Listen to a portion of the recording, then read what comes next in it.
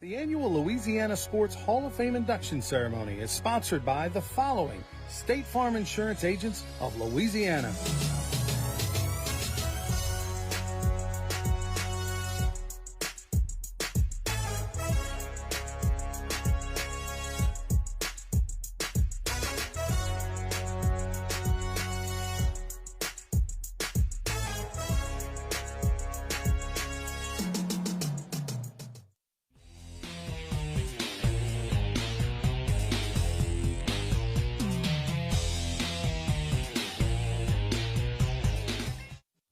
I'm Miss Louisiana, Mackenzie Scroggs, with a safety message from the Louisiana propane dealers. Propane cylinders are safety certified for 12 years, and after that, you must have it recertified or traded in for a new one. And if you make any changes to your tank or appliances, you must have it inspected by a certified propane dealer. And that's the law. To find out more, visit LouisianaPropane.com.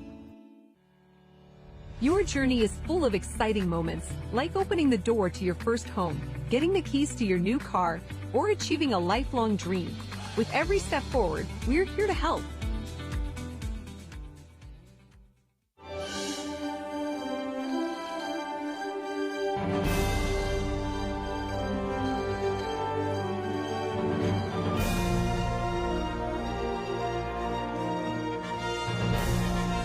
The doors are open, and we welcome you to Natchitoches, Louisiana, on a beautiful Saturday night to the purple carpet as we get ready to induct the class of 2025 to the Louisiana Sports Hall of Fame. And you are with us here for the next hour live, streaming on LPB's YouTube page. Alongside Karen LeBlanc, I'm Victor Howell. It's another exciting night for the culmination of this, Karen, and we get ready to say hello to the latest class for the Sports Hall of Fame. On the purple carpet as inductees, their families, and their fans enter.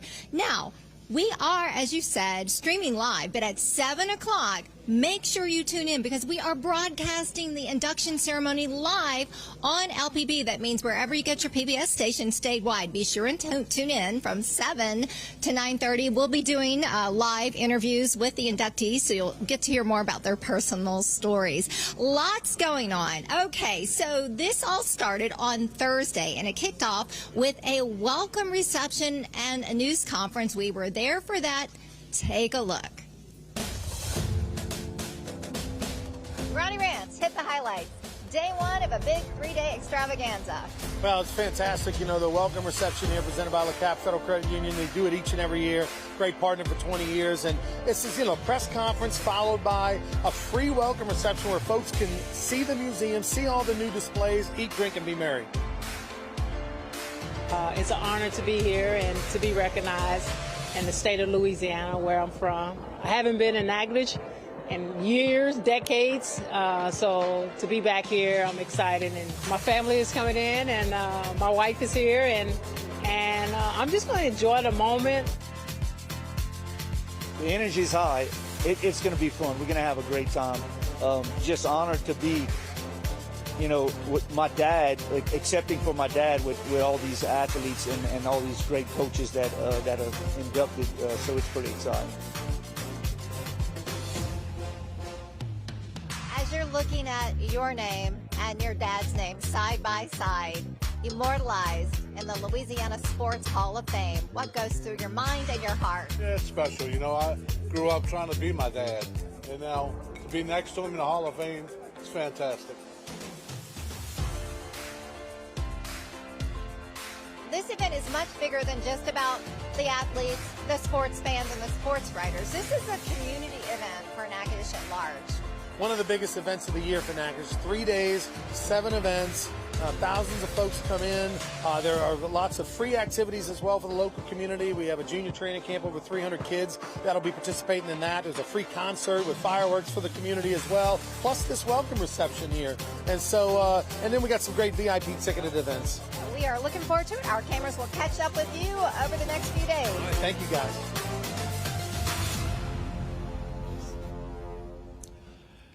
Karen and Ronnie, thank you very much. As we do each and every year, it's our pleasure to be joined by the treasurer for the Louisiana Sports Writers Association and on the foundation board for the Sports Hall of Fame, Kent Lowe, Sports Information Director at LSU, to talk about this year's class. Kent, we just heard Ronnie talk about some of the things happening this weekend. It's been gorgeous weather. The class really looks like they have enjoyed everything you all have done for this weekend. I don't think there's any doubt about that, Victor. It's been an entertaining week, getting to meet some people that we haven't met before, getting to renew acquaintances with a lot of people that are in this hall, and this 2025 class is pretty special indeed. Yeah, very special. And, you know, the city of Natchitoches always comes out so strong for this event, welcoming everybody. And I really think it speaks to what the city does and this class, that this is going to be the largest in terms of tickets sold that you've had at any of these ceremonies. You know, I've said for years that this is like, Natchitoches is like our Cooperstown. It's like our Canton. And this place has really responded in the last 20 years, building buildings like this, the Hall of Fame. It has really become a destination city for sports, and sports is a big deal in this state. No doubt. We definitely have a lot of stories to tell. Before I let you go, because I know a lot of people want your input here tonight, let me ask you real quickly about the personal side, because Herb Vincent is going in tonight, and he was your longtime head SID at LSU while you have been there. How special is it for you to see Herb back tonight going into the hall? Well, I was in grad school when he was an undergrad. We were both working under Paul Manasseh. For all those who always wonder, he was the one that hired me 37 years ago. So it's his fault that sometimes you don't get a credential for a football game or something like that. But seriously, it is really great to have a longtime friend going in. We look forward to it, Ken, as always. I appreciate it. We'll see you inside. Speaking of inside, you're going to see it live at the top of the hour. But because you're with us on the purple carpet, you can get a sneak peek right now, because we're going to go join Karen right behind us. Karen? Yeah, that's right. So there is a fundraising component to the Louisiana Sports Hall of Fame induction weekend.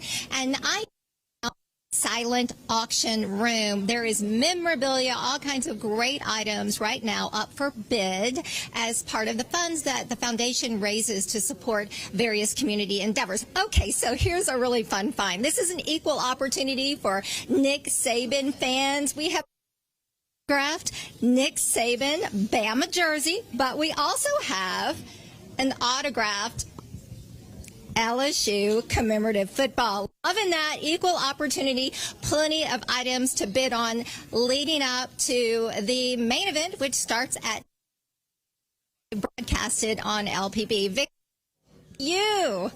Karen, thank you very much. Folks, let me tell you, there is no highway, state highway, too big or too small to stop this man from getting here. Tim Bretto coming and joining us, as we always get to see him. Tim, it's always so great to see you. First of all, personal note, congratulations, because his son-in-law just graduated after 6-year residency in, is it plastic surgery? You were just at the ceremony in Mississippi. Right, black tie ferret him at UMC. He's a Jackson native, but he did his undergrad at Ole Miss, but he did his medical school at LSU Shreveport. 59-0 LSU Shreveport. How about that? So we're really proud of John and Tara, my youngest, and Tiffany, who's an LSU girl, will always hold it over her head. But when it comes to Ole Miss and LSU as a rivalry, we're all good. We're always rooting for both until they play one another. That's right. Mom and Dad just stay the hell away from it as best we can. Neutral zone right down the middle. Yeah. You know, one of the things, so congratulations on that, by the way. Every year, for people who don't know, you hold a luncheon on Saturday. How was this luncheon with this class? Because Kent and I were just talking about, they really seem to be enjoying this entire weekend. Well, they should. Listen, I started doing the luncheon a few years before my induction, and until I was inducted and went through what those that are inducted go through, I didn't fully appreciate what the opportunity to, like, let your hair down and just talk casually about different moments in your life and lend perspective to what your career was to get you to this point. And then after it happened to me and all the emotions hit me, I had a totally different respect for it. And today especially, because there were two coaches, Coach Soileau and Coach Weiner, that neither could speak today. They had their kids speak for them. And that emotion was raw. And on top of that, Ed Daniels, who we all know and love in the television business in Louisiana, his daughter spoke on his behalf. And she was so composed and told a wonderful story about Ed that I never knew. Those things, you don't have time tonight to do that. We got a quick format. You got to get it in, get it out. You know that. You're a part of it. So that's the opportunity for a 10 to 12-minute conversation, and I hopefully lend a hand to help them get where they need to go in terms of telling their stories. Well, I know they always enjoy lunch, and we will always enjoy tonight. We'll start in just under an hour from now. Top of the hour, Tim, it's always great to see you. Enjoy the evening yourself. I will. And thanks for everything. Absolutely. You've got Tim Brando, everybody. Let's go back and rejoin Karen. Karen? Yeah, so I am with Jay Darden, who is a super fan of the Louisiana Sports Hall of Fame. He was Lieutenant Governor in 2013 when the Louisiana Sports Hall of Fame Museum opened. He also is a memorabilia collector of Pete Maravich memorabilia, which is on exhibit, and you are actually working right now on a documentary on Billy Cannon. Yeah, very excited working with LPB on a documentary to be aired late this year, early next year, about the life of Billy Cannon. A fascinating story. It's been told many times, but not in the detail that we're going to tell it, with the insight that we're going to tell it, with a lot of interesting folks who have things to say about Billy's life. And we're working with Bunny Cannon and the family, and it's going to be a great piece for LPB.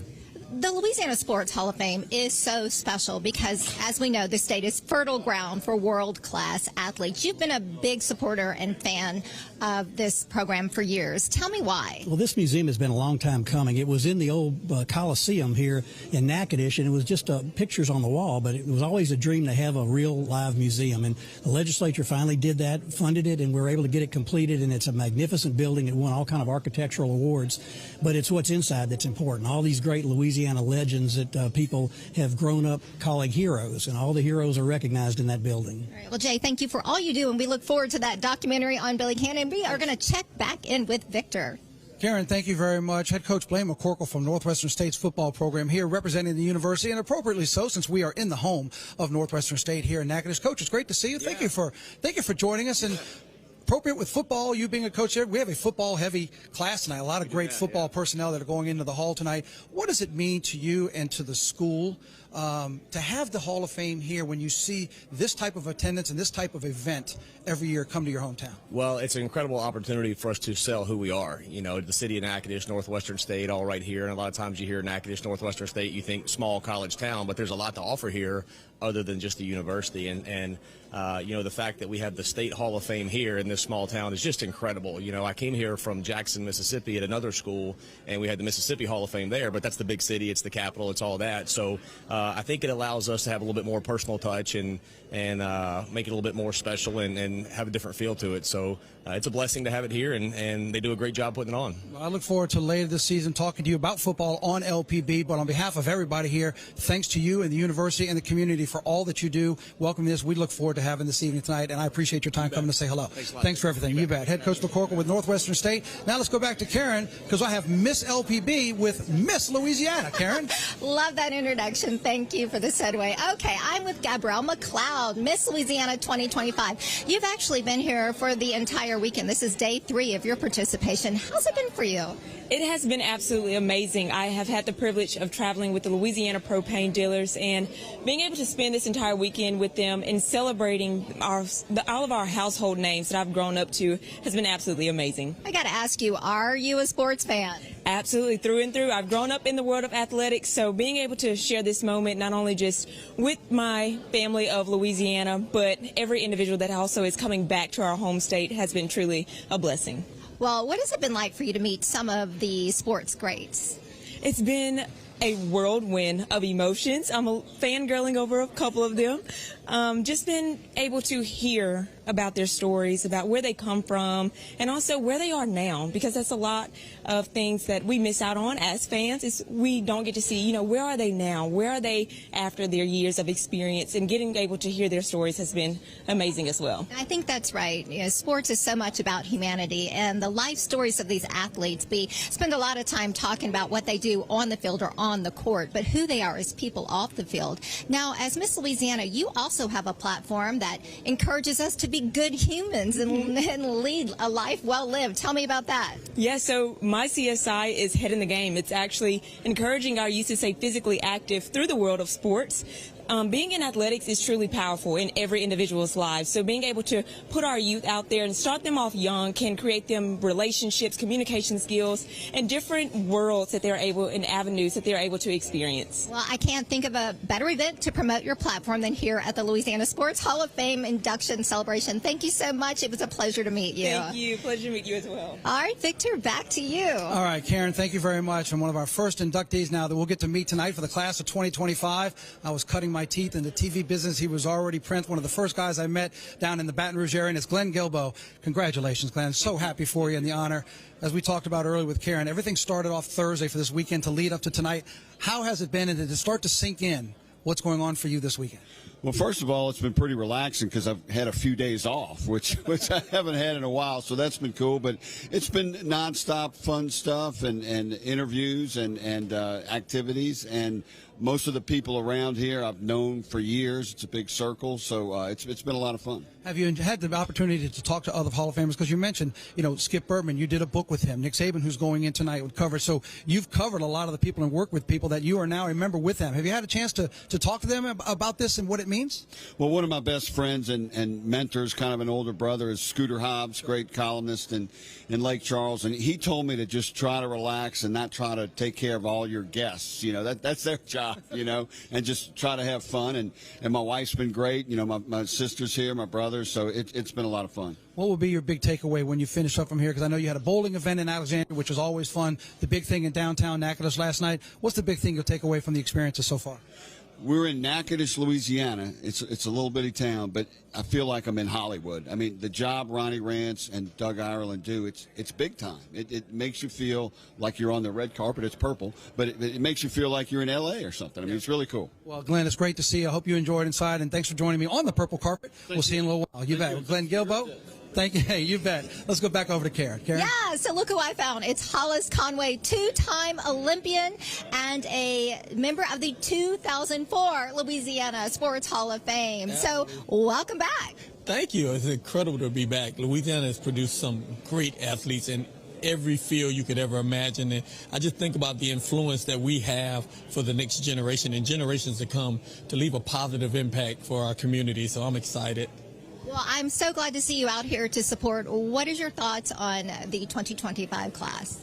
Incredible. Every year seems like it gets better and better. And just not only quality athletes, but quality people, quality media, people who've influenced our community and our state in just a multifaceted way. It's incredible. So I'm always excited because you hope some of what they have continues to rub off on me so that we can all be better. Well, speaking of influential people on the world of sports in Louisiana, we're going to go back to Victor Howell, who has met up with former LSU coach Nick Saban. That's Victor? right, Karen. Thank you very much. Coach Saban here, nice enough to join us. And one of the many inductees here for the class of 2025. Coach, it's great to see you. Welcome back. Welcome to Natchitoches. And how about the honor when you were contacted and making it that you'll be in the class of 2025 here at the Louisiana Sports Hall of Fame? It was really special to me because the years at LSU were very special.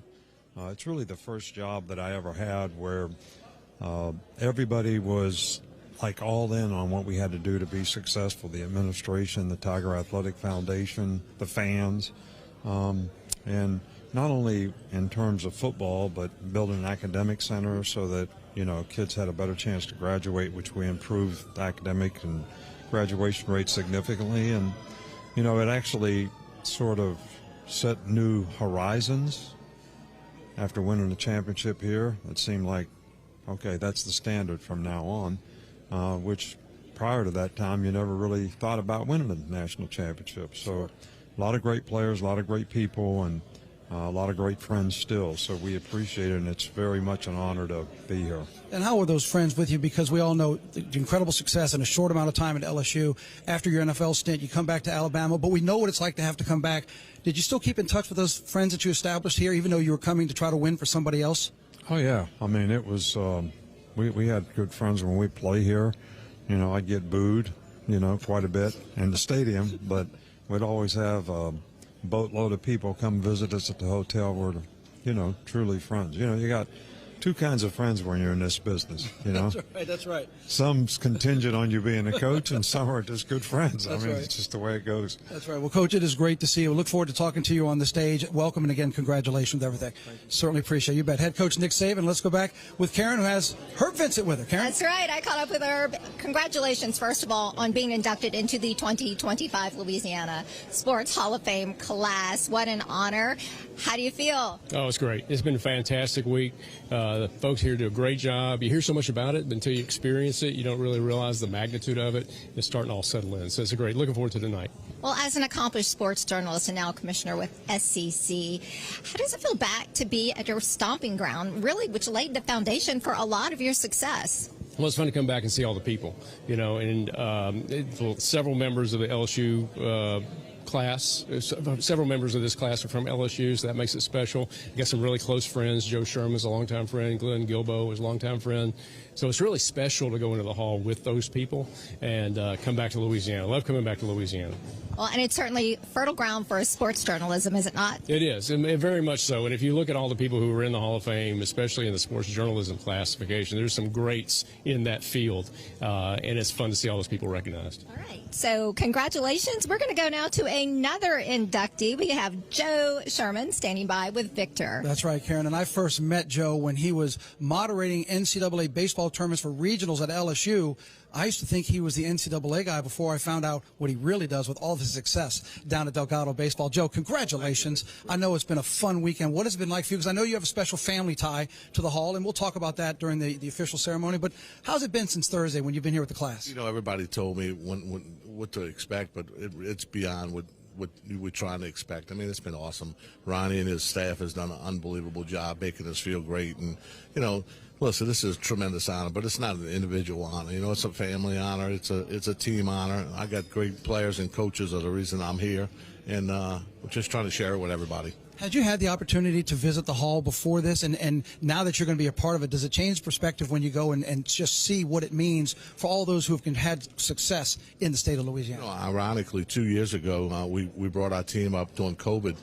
We were going to regionals in Oklahoma. We couldn't fly, so we bussed, and they suggested we stop about halfway, so we stopped here and stayed at the hotel right across the street, and Doug Ireland brought us through. And at the time, you know, he even said, it'd be nice one day for you and your dad to be the next father-son team here. And I just giggled at him and really never ever expected it to happen. But, man, am I glad it did. How's it been meeting the members that are in your class? I know you have a lot of chance to bond when you go bowling in Alexandria on the bus ride down and back. What's it been like meeting the members of your class? It's been a great week. You know, Herb Vincent and I have been friends for a long time, so it's kind of special that we're going in together. And, of course, Glenn Guilbeau, you know, a New Orleanian from Rummel High School, so knew that connection there. But, you know, to meet the Soileaus and Coach's son from Catholic, I mean, it's just a tremendous thing. You know, you don't realize how, I guess, broad the state of Louisiana is. But Coach Broussard, I mean, I remember his brother coaching at Nicholls State when I was at Tulane, and, you know, what a great guy he is, and the success he's had at St. Thomas More. I mean, goes on and on and on, and it's just a great honor to be here, man. Well, we are happy for you for that honor, and we look forward to sharing the stories inside. It's great to see you. Congratulations. Cleaned up pretty good. Well, you know, it's a rental. I'll get it back when the show's over, though. Joe Scheuermann, it's great to see you. Let's go back over to Karen. Karen? Yeah, so I met up with another member of the 2025 Louisiana Sports Hall of Fame class, April Burkholder, LSU All-Star gymnast. Gotta say, you are rocking the official jacket that the inductees wear. Thank you. Oh, I like it. It's the interior. This is nice. Yeah, it's got some style, huh? And unisex. Yeah, it is. All right, April, so this is a very special moment for you. This particular, because you've been honored several times throughout your career, but this one's special. This is the first time you were able to share this with your family. Tell me about that. Yeah, so it's exactly 10 years from the LSU Hall of Fame, and I hadn't met my husband quite yet, so he didn't get to be a part of that one. And then, you know, now we have a 1-year-old, so now having them both here to experience this, it's really special. So what has it been like for your family having this moment to share? Actually, it's been a whole weekend because the event started on Thursday. Right. It's been a long, eventful weekend for sure. It's been a blast, though. Very busy with the baby, but it's been a lot of fun. They've done a great job. So. And also, as I understand it, your coach, Dawn Bro, she's here in support. Mm-hmm. Yeah, Dee Dee is here. She would not miss it. So, in true fashion, she was inducted 2017. So, yeah, I'm happy that she's going to be right next to us, too. So Surrounded by so much love and support. Congratulations, and I look forward to interviewing you live when our show goes live at 7 this evening. Thank you so much. All right, Victor, we are headed back to you. All right, Karen, thank you very much. As our class of 2025 continues to come in on the purple carpet, joined by Vikki Johnson here, as I'm just finding out that back in her playing days, Sue Gunner at LSU wanted to talk to her. Leon Barmore, Louisiana Tech. Well, Leon won out, and the rest is history because now you're standing here in the Hall of Fame jacket. Congratulations. How have things been since Thursday when you came here to enjoy all of this? Amazing. Just truly blessed. I stand here alone now, across that stage by myself. My grandmother, my high school principal, my brother, my uncle, my grandmother all walk with me, and my whole family. So I have a lot of family here, and I'm just super happy. Well, and that's great because I know you're from a small town in Louisiana, but then you went to what many would consider a small town, but a big-time program at Louisiana Tech. What are the memories when you think back of what Leon was building there? Kim Mulkey was your assistant coach. You come through player, and the continuation of the legendary players that have played at Tech. How much do you reflect back on that? I mean, greatness. I mean, that's what I can say, greatness. System, the discipline, the consistency was key every day. We had to show up every day. And he not only prepared us for basketball, but he prepared us for life. And that's why so many of us are coaches now, because the way he paid attention to detail, he made us pay attention to detail, and that's why we were so good. We'll focus on you when we get inside, but before I let you go, how has it been getting to meet the fellow members of your class? Because you do have basketball with Danny Broussard, but you've got a lot of football, you've got gymnastics, you've got boxing. What has that been like for you this weekend? It's amazing just to see the different walks, the different life, also the different stories, how they got to where they are today. Similar in so many ways. Some, people didn't believe in them, but they made the best out of it. And then to meet Coach Nick is icing on the cake, so it was amazing. Well, congratulations. I'm glad it's been a lot of fun so far, and it'll be even more fun in there. We look forward to sharing your story. Thank you. I appreciate you joining. Thanks, and congratulations. Thank you. Absolutely. Karen, back to you. Yeah, well, I met up with world-class sprinter Harold Porter, and you look very dapper in this very colorful ensemble. Thank you so much. You look beautiful, too. We're shot in some bright colors. So let's shine a little light on you. Let's remind everybody that you were inducted into the Sports Hall of Fame. 1997. So hit the highlights of your career. Well, the highlights of my career, I went to UL after high school, and I played football and ran track, mostly track and football. And I guess it's taken me all over the world. I've been on 5 continents, and what you say, I've been to Russia, I've been to China running, Africa. I mean, you name it, I guess those places I've been without a gun and with no money. Well, what brings you out tonight in support of the 2025 class? Well, I try to come back to the Hall of Fame as much as I can. I've not done all of them, but hey, I think it's a responsibility that I'd like to have, that they thought so much to put me in the Hall of Fame, so I think I need to repay them by at least gratitude for thanking them for doing this. All right. Well, such a pleasure to meet you, and congratulations again on your honor being a part of this elite class of athletes, coaches, and sports journalists. And we're going to head back to Victor. Karen, thank you very much. One of the honorees in the class of 2025 is head coach Dale Weiner. For decades at Catholic High School, when I was starting in the business, he was the head coach there. Just such a great coach and a better man. He's been suffering some health issues with Parkinson's, but I'm happy to say he is here with us tonight. But his son, Neil, who's the head coach at the Dunham School in Baton Rouge, has been here on his dad's behalf, representing him throughout this weekend. And, Neil, it's great to see you. Congratulations to your dad and to your family. What's the weekend been like for you? Because I know you're living it for your dad. How has it been? Yeah, it's an honor to be able to do that for him right now, and it's been top-notch. Ronnie Rance, Doug Ireland, the city of Natchitoches, the whole thing has been phenomenal. What a special experience, not just for the inductees, but for their families, too. If your dad had a chance to be enjoying it like you are, how do you think he would be reacting to meeting all the people that are in the class that you had a chance to meet, and to think back on his outstanding career, not only at Catholic? I mean, we go back to Catholic Point Capee. I keep thinking, Neil, him and Jim Hightower, you talk about a 1-2 punch of football greatness in this state, right? Yeah, absolutely. It's almost 700 combined wins. It's pretty incredible. I know if Dad would have had the ability to be here all weekend and interact with all these great athletes and coaches and journalists, he'd have been in hog heaven. We'll probably ask you this a little later when we are inside, but let me ask you what it's meant to you to absorb everything, because I know so many people know your dad, the experiences, either coaching against him, coaching with him, but for you, as the son representing and being a coach yourself, what has it been like absorbing all of that, to hear everything about your dad? It's been very special. He's my hero. You know, he's been my best friend for years. It means a lot to be able to see so many people appreciate him. He's been a Hall of Famer for us forever, and to have him be officially recognized as part of the Hall of Fame has been very special. And, of course, the game that you coach now is a lot different than the game that he coached, but the one thing I always remember about your dad, no matter what was going on, he had his policies, he had his ways, whether it was the pregame prayer, the discipline at practice, the way they got off the bus with the helmet. It was always just that. How much did you take away of that because of you doing the job now? Oh, a whole lot. I was very heavily influenced by him, and we talk about the way you do things is more important than what you do, and he always had a way to do things. There was always a system in place. There was always a reason for everything, and I think that's why he was able to have the success he did. We look forward to sharing some more stories inside. Neil, it's great to see you up here in Natchitoches, and congratulations again to you, your family, and your dad. We appreciate it very much. Absolutely. Neil Weiner, we'll talk to him inside when we induct his dad, Dale Weiner, into the Hall of Fame, and let's go back over where the crowd's pouring in, and we rejoin Karen LeBlanc. Karen?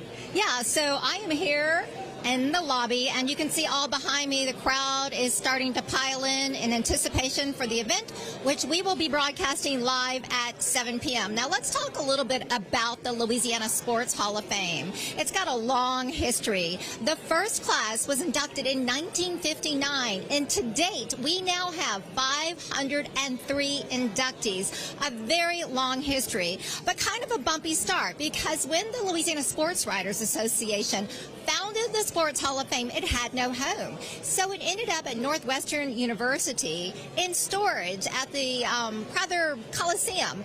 And eventually in 2013, it found a permanent home. Now, tonight is a record-breaking event. Get this. We have the largest turnout ever for the induction ceremony, the largest crowd ever. We have inductees, their family members, their fans, their friends. And again, broadcasting live from 7 p.m. to 9:30. And please make sure that you switch over from live streaming to the broadcast. I will be hosting live interviews with the inductees along with Victor Howell. You'll get to hear their life stories, because this is not just about what they did on and off the court. This is about who they are as humans. Victor, back to you. Karen, thank you very much. And one of those inductees that'll go in there is Bobby Soileau. His son Robert here joining us on behalf of his dad. Congratulations to you and your family and your dad as well. I had a chance to do a little preview of the video they're going to show tonight. And Karen was just mentioning about how we get to hear so many just really down-to-earth, true stories, human aspect stories. High school boxing doesn't exist anymore, and your dad was the best of the best at it. When you think about that and your dad, does this bring back memories of learning what he did as when he was younger? Oh, yes, it does. You know, as a kid, like I told the story 100 times before, as a kid, 5, 6 years old, we boxed in the house every day.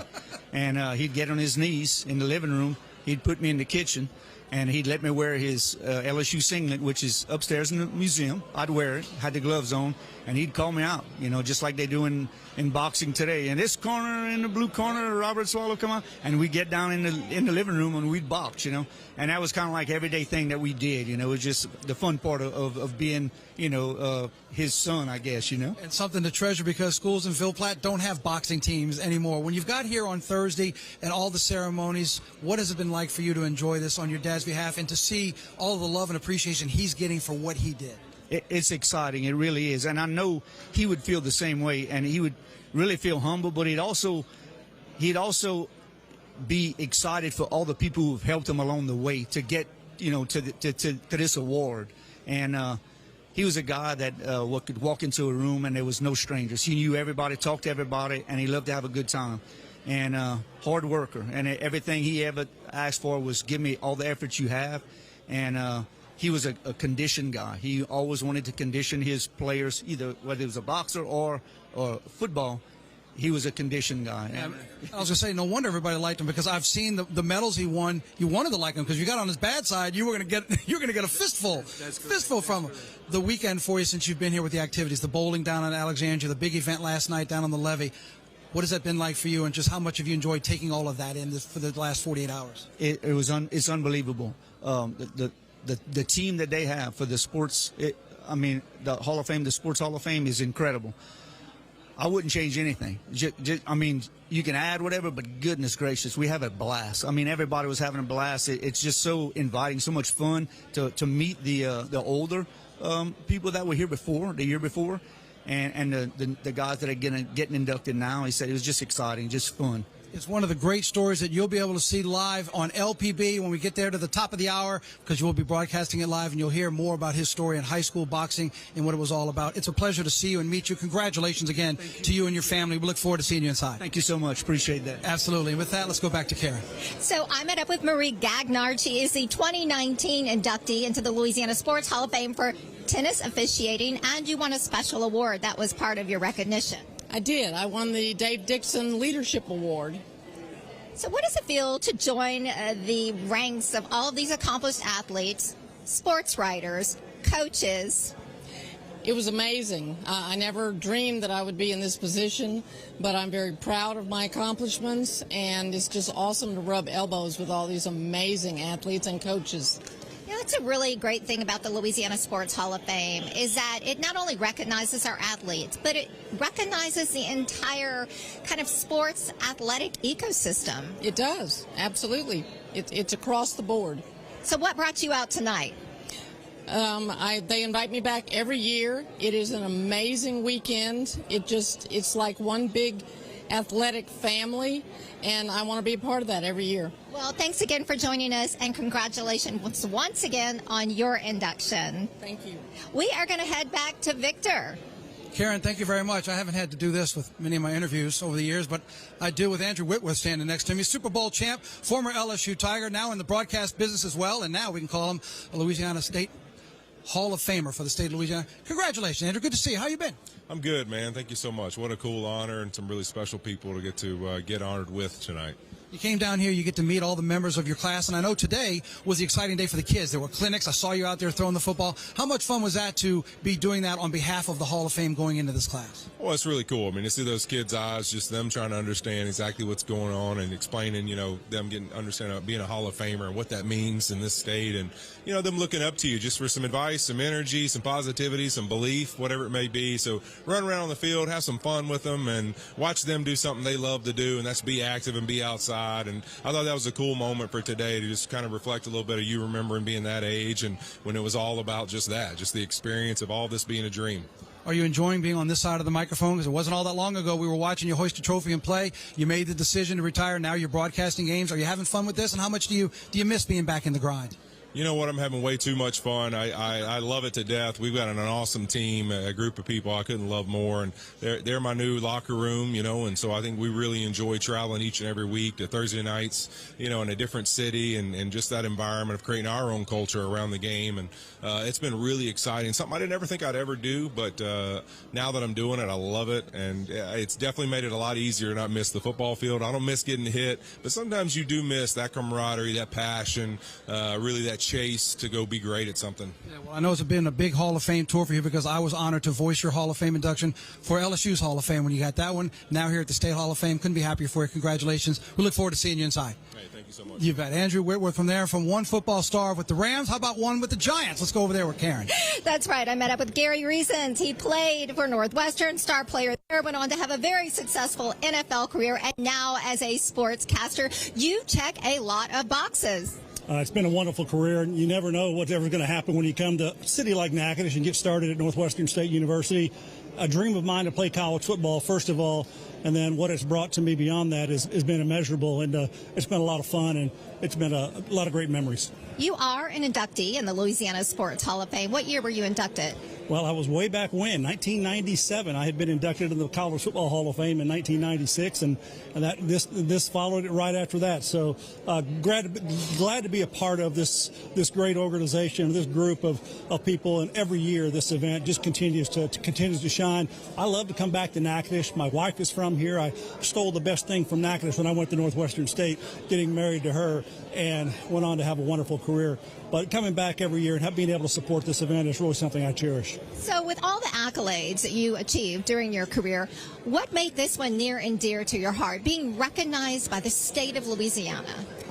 Well, really, this is where I played college football. This is where I think I became known or aware to the people at the National Football League. You know, they weren't going to Crowley, Texas, where I grew up, to kind of see, who's this kid? But here at Northwestern State, I had an opportunity to show my wares, and I developed. I grew into a pretty good player, and All-American status 3 years, and I kind of took off from there. 4th-round draft pick of the Giants, won a couple of Super Bowls. Really had a wonderful career there. I was just last year named the top 100 New York Giant players of all time in their 100th year celebration. It was really pretty cool. So had a lot of memories that all start here in Natchitoches, and I love coming back to support Louisiana Sports Hall of Fame because it really is kind of the genesis of my sports journey. Well, I got to say, Louisiana was good to you. It helped shape your character, your career, and most of all, it gave you the love of your life. You bet that's right. Miss Terry, she's wonderful. I love her to death. And hi, Terry, you're not here tonight, but maybe you'll see this. We'll see. Super great to meet you. We are going to head back to Victor. Karen, thank you very much. One thing I love about Jay Cicero, besides the fact he's just such a wonderful man to know, that within 45 seconds of talking to him, you can talk about the Super Bowl, WrestleMania, UFC fighting, USA gymnastics, pickleball, and more that are all coming to our state because he's involved with it. He's also a Hall of Famer. Jay, it's great to see you. How are things? I'm doing great, Victor. We appreciate it. We're really busy. So. Yeah, well, you always are. The last time we saw you on LPB, you and I had a chance to stand inside the Superdome, and you were 5 months and counting down to the Super Bowl. Congratulations on the Super Bowl. How did it turn out for you and the city of New Orleans? Well, it was absolutely magnificent. Everybody really performed at an all-new level, and the Sports Foundation and the Saints working together at the top of the host committee. Really proud of our committee, all of our 4,000 volunteers, and thousands of media members. A record 6,414 media credentialed media members were there to cover everything all week. So it was a very successful week. Yeah, well, that's great. I was happy to be credentialed working the Super Bowl, and your crew second to none. Like you said, the volunteers and everybody down there. When I first saw you a moment ago, I asked you, have you had a chance to decompress? And you said not much, but at least you have a chance to come up here. How is it when you get to come back here and reminisce and visit with some people here at the Hall of Fame? We love coming to Natchitoches, my wife Lisa and I, and it's just such a great weekend. The Hall of Fame is such a wonderful place, and the names that are in it are so huge. I'm humbled and honored just to be included in it. But this weekend is very special to us, and it's a family reunion, and we just love it. That's great. When I was talking about all the different sports, WrestleMania, you might have heard that big announcement is being rescheduled. It's not gone, just rescheduled. But share with us some of the big things coming up so people know what you're involved with right now with the foundation, bringing events to New Orleans. So Friday, July 18th at Xavier Convocation Center, we have the UFC has a division called Power Slap. So there's actually it's interesting. It is an interesting, and it is a social media sensation. The very next night is the UFC 318, which is Dustin Poirier's final fight at the Smoothie King Center. Tickets are going extremely well for that already. And then in August, the first week of August, we have the USA Gymnastics National Championships at the Smoothie King Center, which is it's been 30 years since we've had that event. Last time we had it was 1995 on the floor of the Superdome. Wow. The Smoothie King Center wasn't even a thought back then. And that same weekend, we're working with Drew Brees on our annual Pickle Fest event in the first weekend of August. So a lot going on. Of course, New Orleans Bowl annually, working on that too. And then bidding on future events and trying to get a number of events back here from 2027 through 2035. I know you're always busy, and you're always nice to take time when you come here. It's great to see you. Congratulations on everything, and we look forward to seeing more of the big events with you. Thank you, Victor. We appreciate it. Absolutely. One of the best, and Joe Cicero. Let's go over one of our inductees tonight, the late Ed Daniels, who we all love and miss, his best friend and his wife joining Karen right now. Karen? That's right. Ed Daniels is posthumously being inducted into the Louisiana Sports Hall of Fame class of 2025. Joining me now is his wife, Robin, and his best friend, Ken Trahan. Robin, what does it mean to you to represent your husband's legacy? It's been an amazing journey. This weekend has been fabulous. The people have been incredibly nice, and I'm just so honored that our family is all here to honor his legacy and to see that all of his contributions are recognized. And I see that you're wearing the official inductee jacket in his honor. You wear it well. Thank you. Thank you. Thank you. Yes, I wish he was here. That's all I can say. I wish he was here. Well, I know he's smiling at what's happening tonight, and he's definitely smiling that his best friend is here. What would you say about Ed the man? Best man I've known in terms of being a friend. There's not a better friend in the world that anyone can hope for, because he was caring, he was sharing, he was giving. He was a consummate professional, but there wasn't a day in our lives where we didn't communicate in some fashion. And every step of the way was all about helping each other, but helping others in the process. And I think that's part of his legacy. So many people he helped to get started in the business, and how many people he continued to help until the day he left this earth. So just an incredible person, aside from being as good a friend as I've ever had. Yeah, that's a beautiful thing about the Louisiana Sports Hall of Fame, because not only does it honor the athletic and career achievements, but it really does celebrate the person and the life well lived, one with passion, purpose, and meaning, and that is what Ed was all about. So congratulations again, and we look forward to celebrating him at 7 o'clock with our live broadcast. By the way, we are also streaming, so you can catch us streaming or you can catch us live broadcasting the induction ceremony at 7 p.m. Victor, back to you. Yeah, you ready? Ray's ready. Hey, between us here, we've got about, 15,000 wins? I have 0. I've contributed nothing but these two. Ray Jamil, who we just inducted into the Hall of Fame, Eddie Delahousie, two of the best ever in the jockey business and what they were doing. It's great to see both of you. I'm coming to you in just a second, but you and I were just here doing this for you when you were in the class. What is it like coming back now as an alum and a member of the Hall of Fame? Well, I love walking around with the jacket because everybody knows who you are with the jacket. They say, and when I tell them I was a jockey, they said, "What? In what lifetime?" No, I said this about 60 pounds ago. I was. We're all there. Yeah, we're all there. I know. But this place is amazing, and I met so many great people like Coach Ellis, Coach. The one from Tulane. The one from Tulane. Coach, Perry Clark. Perry Clark, Coach Perry Clark, that went into Tulane after they had the 4-year ban, right? And he took them to the championship. So I love to come in here. I remember when we were on the stage how much you were just enjoying the entire thing and meeting everybody. Mr. Delahousie, it's a pleasure meeting you. What's it like when you come here and you see another class coming into the hall, and what it's like just to interact with so many people? It's fantastic. I mean, all the sports celebrities. It's amazing that what Louisiana has done for everybody that has competed here in Louisiana and other states that are from here, or some of them aren't from here. But it's anybody that's never been to the museum should come. Yeah, absolutely. I totally agree with you. There's so much here to see, and I'm so glad to hear that at least sounds like they're going to be able to keep racing in New Orleans. I was telling you last year, my family loves to go. It sounds like we'll keep that for what you guys were just excelled at. It's great news there.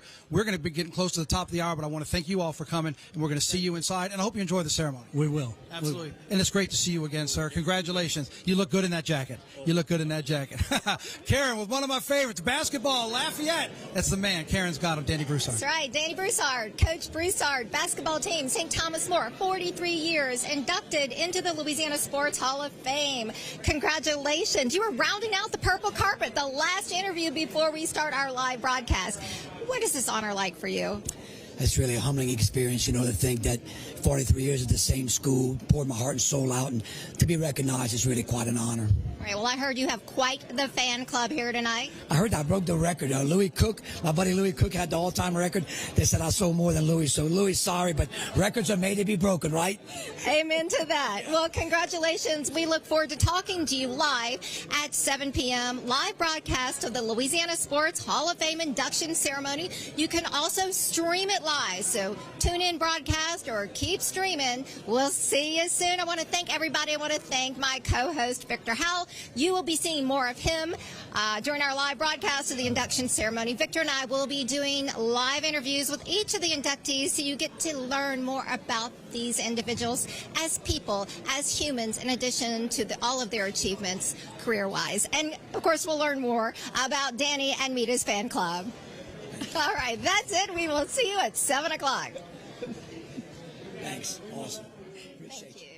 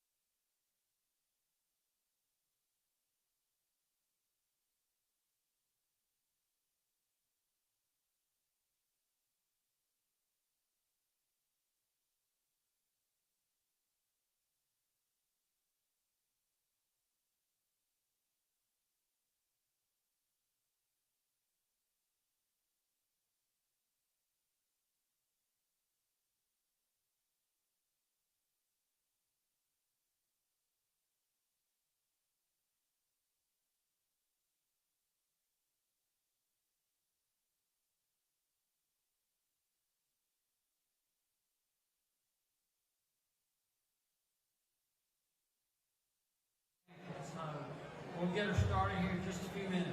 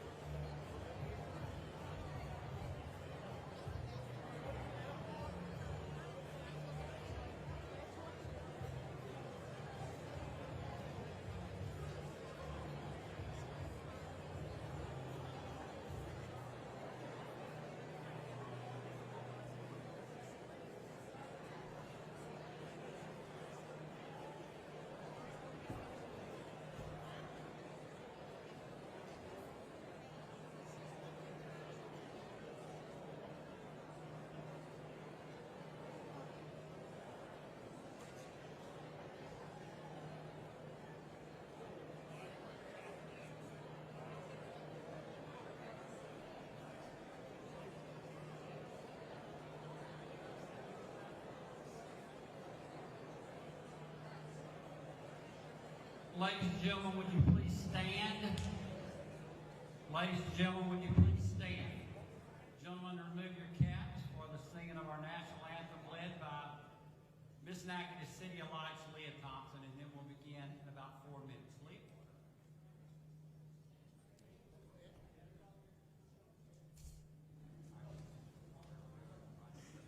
Oh, say, can you see by the dawn's early light what so proudly we hailed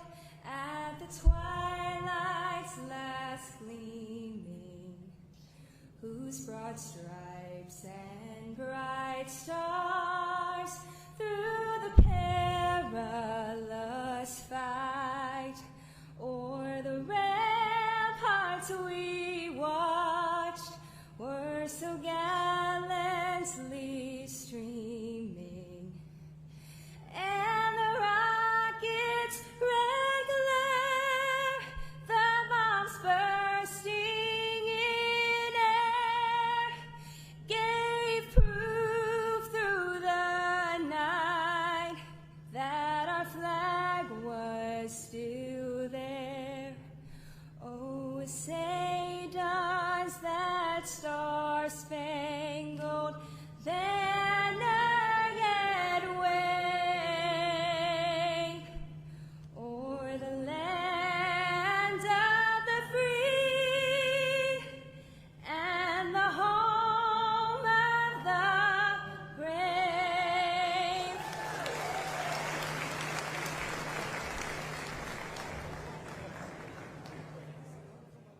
Thanks, everybody. You can have a seat. That was Leah Thompson. She's a biology major and a music major at Northwestern. She's going to sing the periodic table for us after this is over. We'll start in about 2 minutes.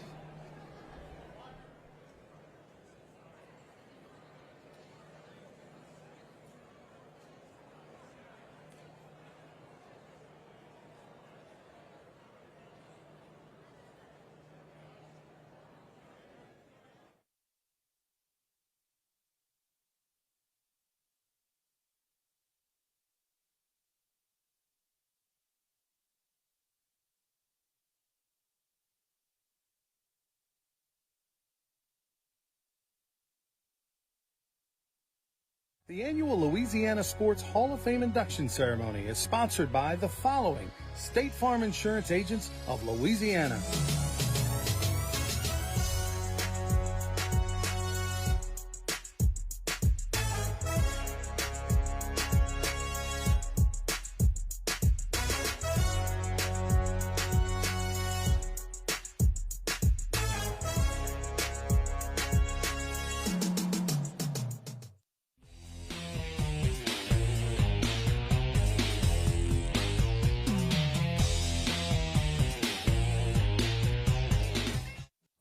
I'm Miss Louisiana, Mackenzie Scroggs, with a safety message from the Louisiana propane dealers. Propane cylinders are safety certified for 12 years, and after that, you must have it recertified or traded in for a new one. And if you make any changes to your tank or appliances, you must have it inspected by a certified propane dealer. And that's the law. To find out more, visit LouisianaPropane.com. Your journey is full of exciting moments, like opening the door to your first home, getting the keys to your new car, or achieving a lifelong dream. With every step forward, we're here to help.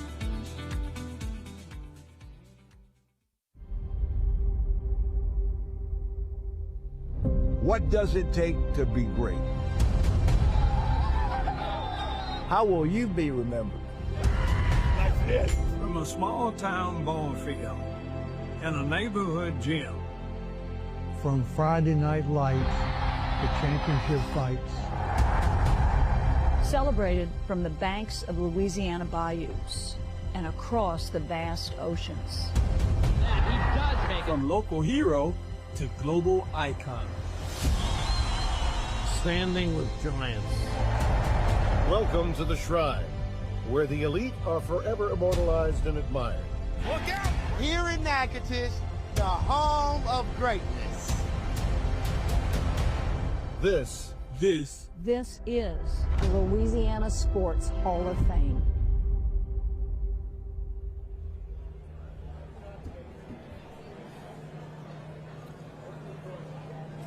Well, good afternoon, everyone, and welcome to the home of my alma mater, Northwestern State University, Natchitoches, Louisiana, for the 2025 Louisiana Sports Hall of Fame celebration. Well, I'm Dorothea Wilson from Louisiana Public Broadcasting, and for the first time ever, we are broadcasting live. So, ladies and gentlemen, this is the only time other than when you're taking a picture or two, for you to take out your cell phone and text everyone that you know and tell them to start watching right now. You bet, Dorothy. My name's Teddy Allen. I'm with the Louisiana Sports Writers Association. I've been doing this for several years. This is my 20th year to serve as host, and my first year to have a co-host. Thank God you're here. I'm only half as scared as I usually am. I've done this for Jerry Pierce. I've been pinch hitting for the father of the Hall of Fame for 2 decades. It's been a joy and an honor. As Mr. Pierce would say, it is time to let her rip, tater chip. We're not going to mess around. This is one of our favorite parts of the Hall of Fame. I think you'll enjoy this. This is a homecoming for past Hall of Famers to come back to Natchitoches. So I need you to get your applause caps on, start cheering as Hall of Fame broadcaster Lynn Rollins takes us down the Walk of Legends.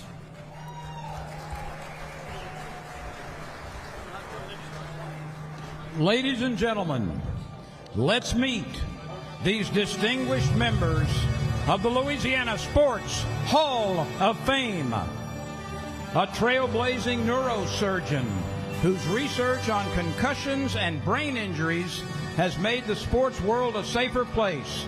From Natchitoches, Dr. Julian Bales. A longtime NCAA basketball official who has called 5 Final Fours. Also the retired City of Lafayette Recreation Director and now a very distinguished state senator, Gerald Boudreaux. 52 state championships in track and field and cross country at Catholic High School in Baton Rouge. A member of the National High School Hall of Fame, a coach's coach, Pete Boudreaux. A national network television broadcaster since the mid-1980s and an untiring promoter of his home state and its sports heroes. From Shreveport and ULM, the first winner of the Louisiana Sports Ambassador Award, Timmy B. Tim Brando. 43 seasons guiding LSU gymnastics from infancy to national powerhouse. Tonight, she becomes the proud coach of 2 Hall of Famers with April Burkholder's induction, the living LSU legend. From Donaldsonville, D.D. Bro. The CEO and president of the Greater New Orleans Sports Foundation, whose fingerprints are on every major sporting event in the Crescent City, including the Super Bowl last February. A Shreveport native, Jay Cicero. The dynamic coach who took Northeast Louisiana University, now ULM, to the 1987 Division I AA National Championship and much more glory. From Monroe, Pat Collins, who unfortunately could not be with us tonight. The only American to win 2 Olympic medals in the high jump. A 3-time NCAA champion for the Ragin' Cajuns. His American record clearance still stands, 7 feet, 10.5 inches. Shreveport native from Lafayette, Hollis Conway. No high school football coach in America has more coaching wins, nearly 630 and counting. His Patriots have won 26 state championships. He was a Friday night, and let's move on. Still pretty impressive. Unfortunately, J.T. Curtis not with us tonight either. Our state's greatest thoroughbred racing jockey with 5 Triple Crown victories among the 6,300 winners he rode. A racing Hall of Famer from New Iberia, Eddie Dulahose. 6th nationally in the history of all high school sports in America, having coached 68 state championship teams in cross country and track. From Mamu and Episcopal High in Baton Rouge, Clanny Duplichamp. His 43 years coaching baseball at Grambling, 30 as head coach, but his impact goes far past his tremendous coaching resume. He's the second ever winner of the Louisiana Sports Ambassador Award from Grambling State University, a molder of young men and women, Wilbert Ellis.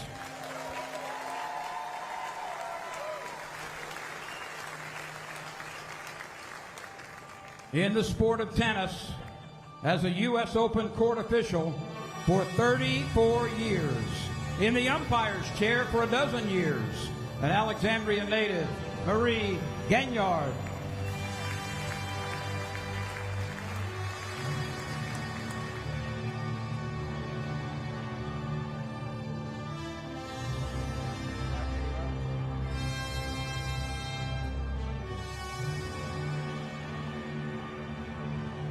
Representing his grandfather, or excuse me, three-time All-America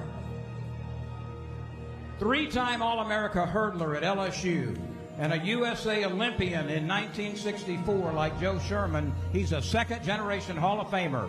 From Baton Rouge, Billy Harden.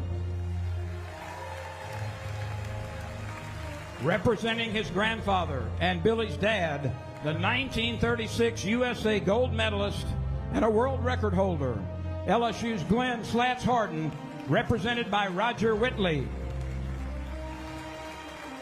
The second winningest high school football coach in state history. 447 wins, never a losing record in 49 seasons. Danny Broussard's colleague at St. Thomas More in Lafayette, Jim Hightower. A three-time individual national championship gymnast at LSU, a 12-time All-America, and the Honda National Gymnast of the Year as a senior in 2010, Susan Action Jackson.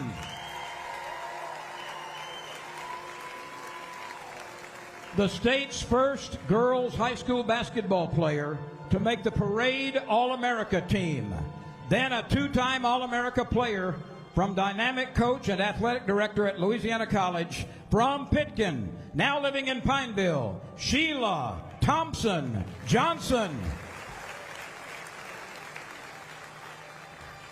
The Ruston Rifle, an LSU All-America, a #1 pick in the NFL draft, the 1976 NFL Most Valuable Player, from Ruston and LSU, Bert Jones.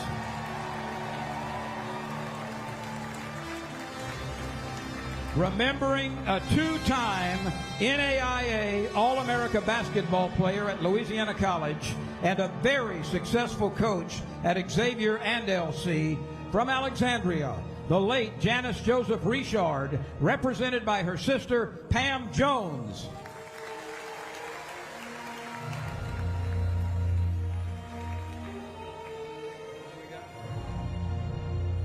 An All-America slot back for Coach Eddie Robinson's Grambling Tigers, and a first-round NFL draft pick, a two-time Super Bowl champion, and a Pro Bowl receiver in a 13-year pro career, from Homa and Grambling State, Frank Lewis.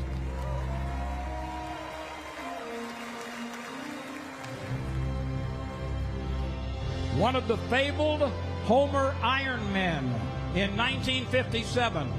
All-American on the defensive line at LSU, a three-time Pro Bowler, and a Super Bowl champion with the Baltimore Colts, represented by his son Jake, from Homer and LSU, the late Fred Miller.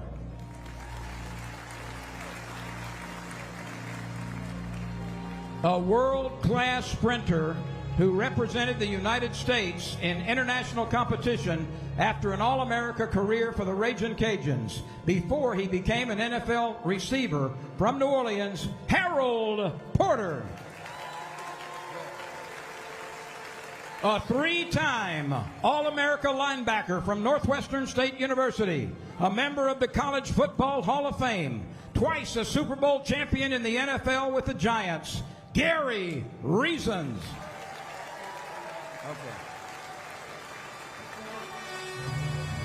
A product of the Bush Tracks, who rose to stand among America's greatest thoroughbred jockeys, with 4,200 wins in a 35-year career, a 1988 Breeders' Cup winner, and the 2004 George Wolf Jockey Award recipient. From Sunset, Ray Sabile. 401 wins, 8 NCAA tournament appearances, and 8 conference championships as the wildly successful coach at ULM, Mike Vining.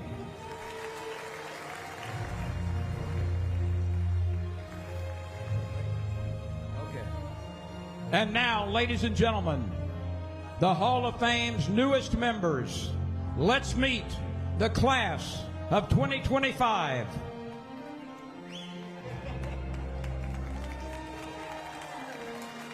He ranks 6th nationally all-time among high school boys basketball coaches.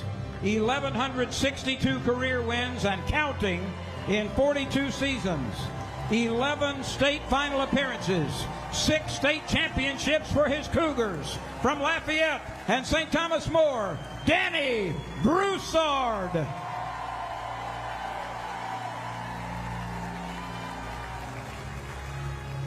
A 14-time All-America gymnast for LSU after 4 sensational seasons ending in 2006. When she capped her Tiger career with the NCAA Beam Championship. Only the 4th gymnast enshrined in our Hall of Fame. From LSU and Houston, April Burkholder.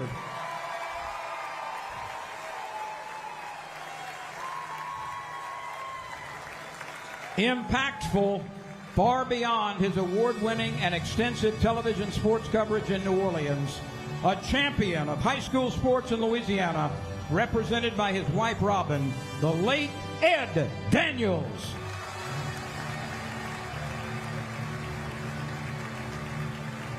He's won multiple national sports writing awards and is known as one of the South's most colorful writers and best reporters. From New Orleans, and now his adopted hometown of Baton Rouge, Glenn Guilbeau.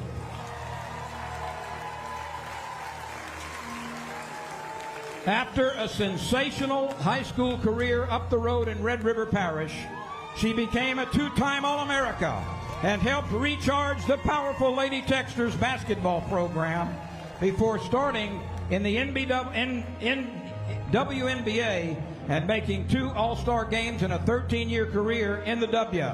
Now a coach from Coshada and Louisiana Tech, Vikki Johnson.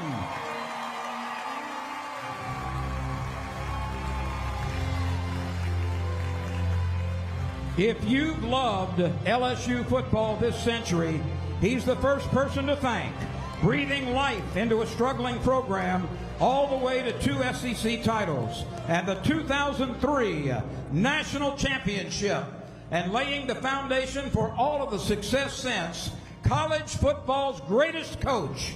From LSU, Nick Saban.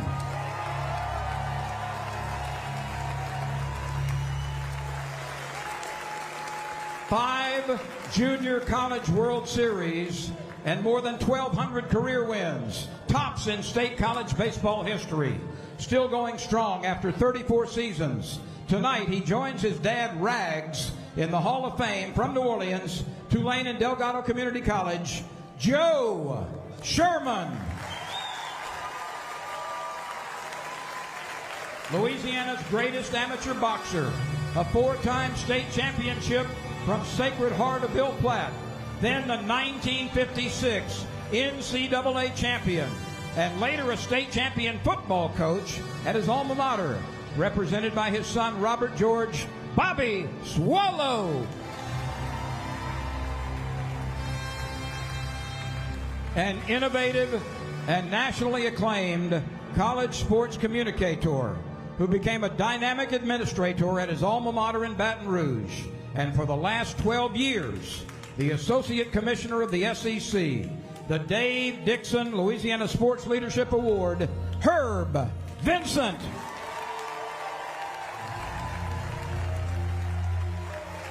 He took a downtrodden Catholic High Bears football program and turned it into one of the state's perennial powerhouses in 30 seasons. The state's 6th winningest prep coach with 317 victories, represented on stage by his son Neil, but here with us tonight in the audience from Baton Rouge, Dale Weiner.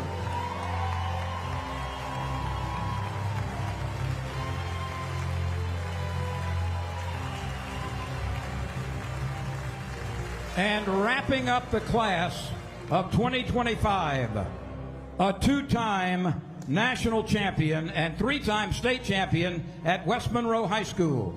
A starting tackle as a sophomore on LSU's 2003 national champion football team.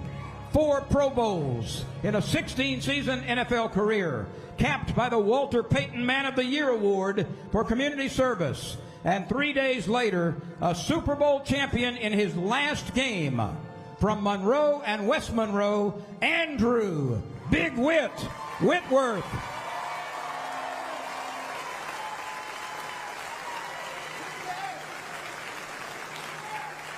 Ladies and gentlemen, one more round of applause for our incoming Hall of Famers.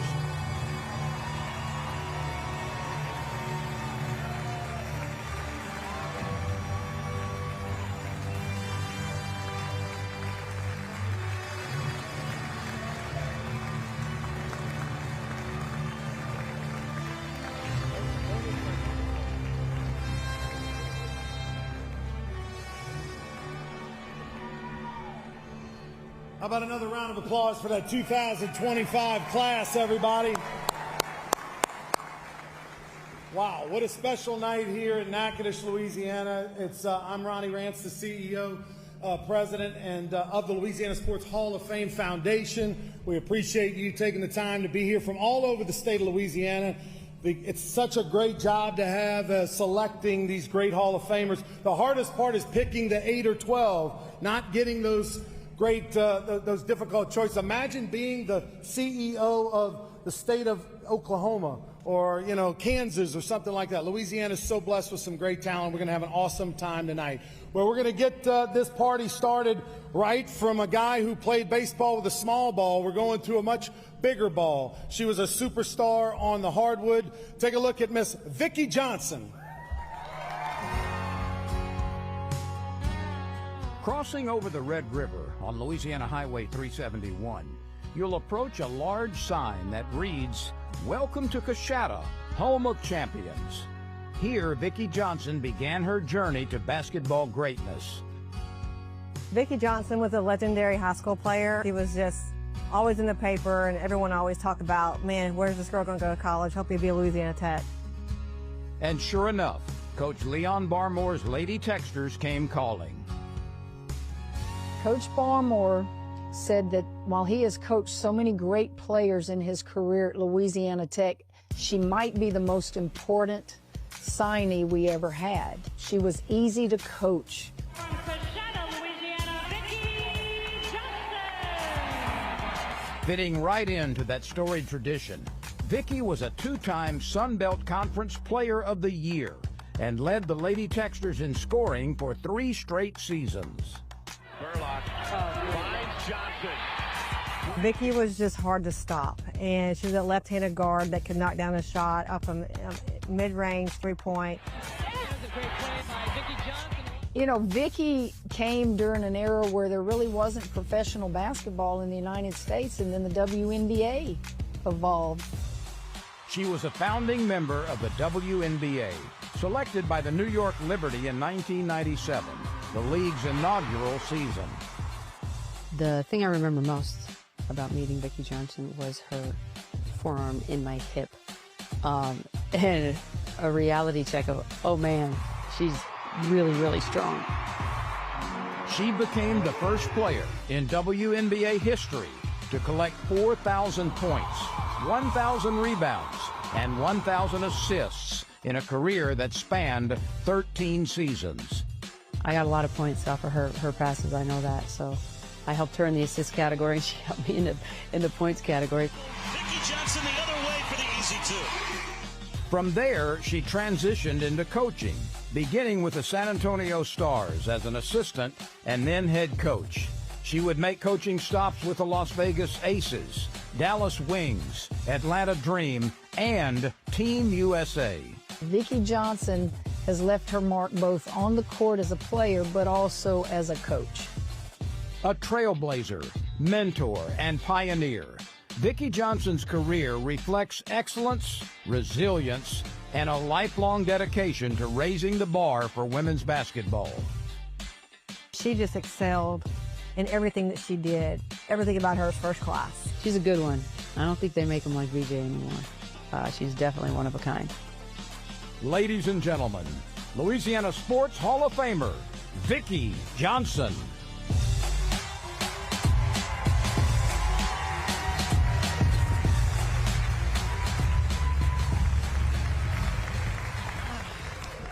Well, first of all, congratulations, Vikki. It is such an honor for you to be with us here today. Yeah. When we were talking off camera, you told me a fascinating story about how you got your start in basketball. And it was really, you wanted to prove to your brother that girls can play basketball. Exactly. It started at the age of 9. My cousin and my brother was out there playing, and I wanted to play. And he was like, you know, basketball is for guys. You know, go in the house because I don't want you to get hurt and stuff like that.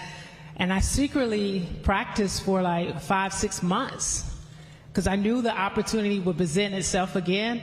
And so when it did, one Saturday, they were ready to play 2-on-2, but they only had 3 players. And so I was lurking in the wing. And so he allowed me to play. And then from that moment on, he just put me under his wing and helped me to get where I am today. Also, my Uncle John also was a big part of who I am today. And my brother passed the torch, and my uncle took the reign. He took me to new heights. And when I graduated from Louisiana, from Coshada, I mean, I was the #1 player in the country from a small town, Coshada, 30 minutes away from here. And I'm so proud for those moments. Love this story about how you came to play for Louisiana Tech. At first you thought, well, this is a long shot, and it was your mother that put the game on and called you in the house and said, come watch this. And from that moment, you were in love with it. You were like, these are my people. This is my team. For sure. When I first started playing, like I said, I wanted to prove to my brother that basketball wasn't just for guys, that girls could play and we could play at a high level. At the age of 9, again, my mom called me in and said, hey, it's some women playing on TV. And so I came in, and after the game, I was in awe. It was Louisiana Tech and USC. Kim Oki was on that team. Coach Kim was on that team. And I told my mom, I said, you know, one day I'm going to play for that team in blue. And she said, why? I said, because I love the stars, and one day I'm going to be a star. And that you are. But you're a good human, and you're really about paying it forward. Mm-hmm. And this award, you were very humble when you found out that you were being inducted into the Louisiana Sports Hall of Fame. And you didn't want it to be about you. You actually wanted it to be about the people along your journey, your mother, your grandmother, your brother, your coaches. For sure. My mom passed away in 2016.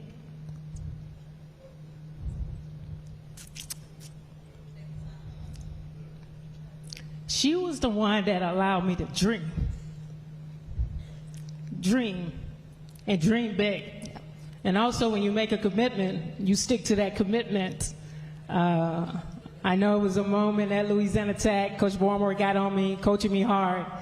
So I called my mom and I said, hey, you know, this guy's crazy.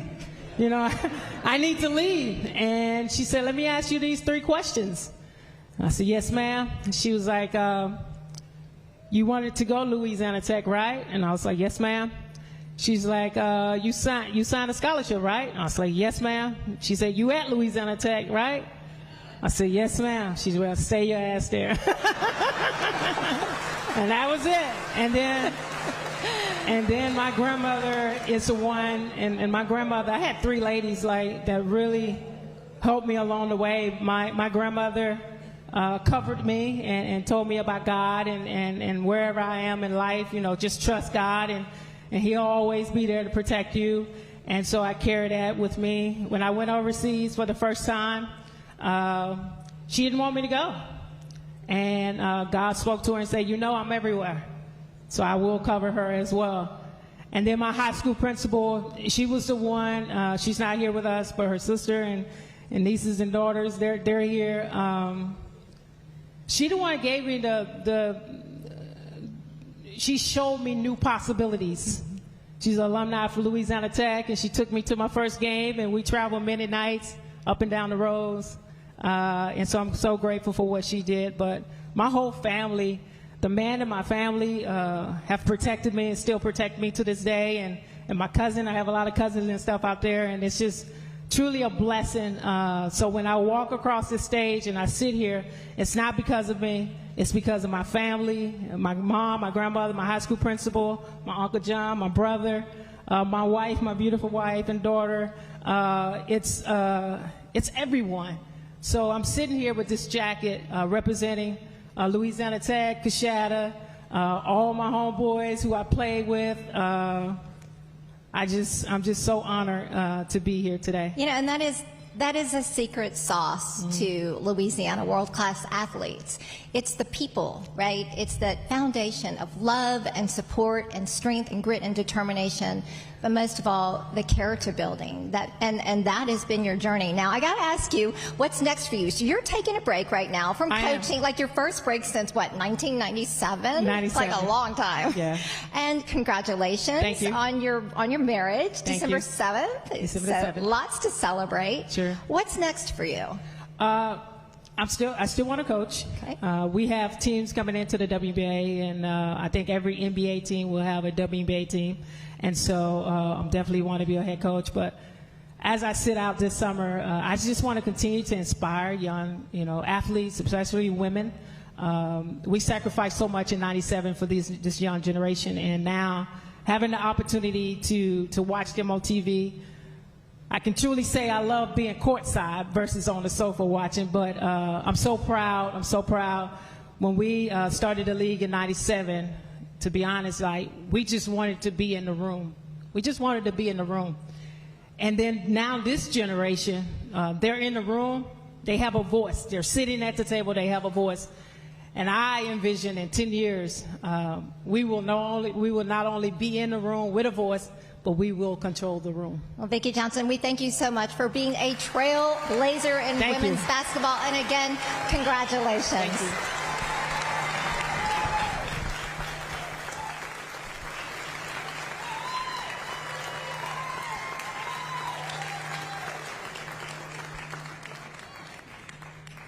We're going to meet our next inductee, Catholic High coach, football coach, Dale Weiner. And honor for me, personal story, I attended the sister school, St. Joseph's Academy, while he was laying the foundation for the legacy he has built. So let's take a look. Dale Weiner is the definition of a man who has the heart of a champion and the humbleness of a servant. For Dale Weiner, you can't separate faith from the rest of him. Every game began with prayer. Every game ended with prayer. He was just a tremendous leader, just very consistent, very giving of himself. Dale began his coaching career in 1975 as an assistant under Hall of Famer Jim Hightower at Catholic High of Point Capee. Coaching stops would follow at Trafton Academy and St. John of Plaquemine. But in 1986, he took over a mediocre Catholic of Baton Rouge program. My very first year as principal, we were 0-4. And I remember going up to him and saying, Dale, if you don't win this next game, they're going to run both me and you out of here. So you've got to do something. Twins right, wham right on one. The rest is history. At times, I challenged him as a coach because I never did things the way that he wanted me to do them. But he was someone that I built a relationship with, that I came to love and trust. He taught determination, fight, and resilience, instilling a mantra known throughout the CHS community as the Cur Dog. To be a Cur Dog is to live life genuinely and to the fullest every day. G, line G, which means there's a thin line between guts and glory. Every Friday, we would get a letter from the Cur Dog and read it there in the cafeteria. There was a lot of speculation on whether those letters were written by him or by the actual Cur Dog himself. He led the Bears to 18 district titles, 15 state quarterfinals, 8 semifinals, and to the prep pinnacle, claiming the school's first state football championship in 2015.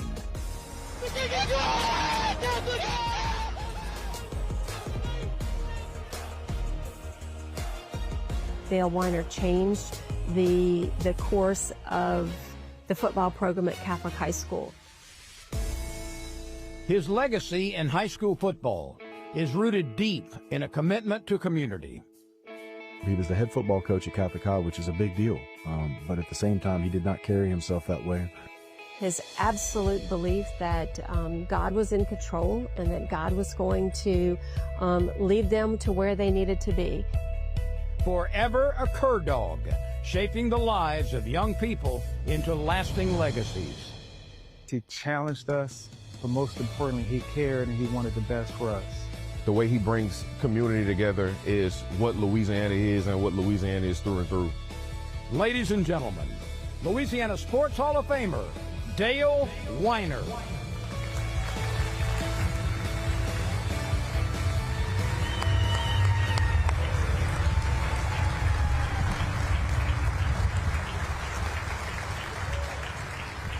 How are you, Dale?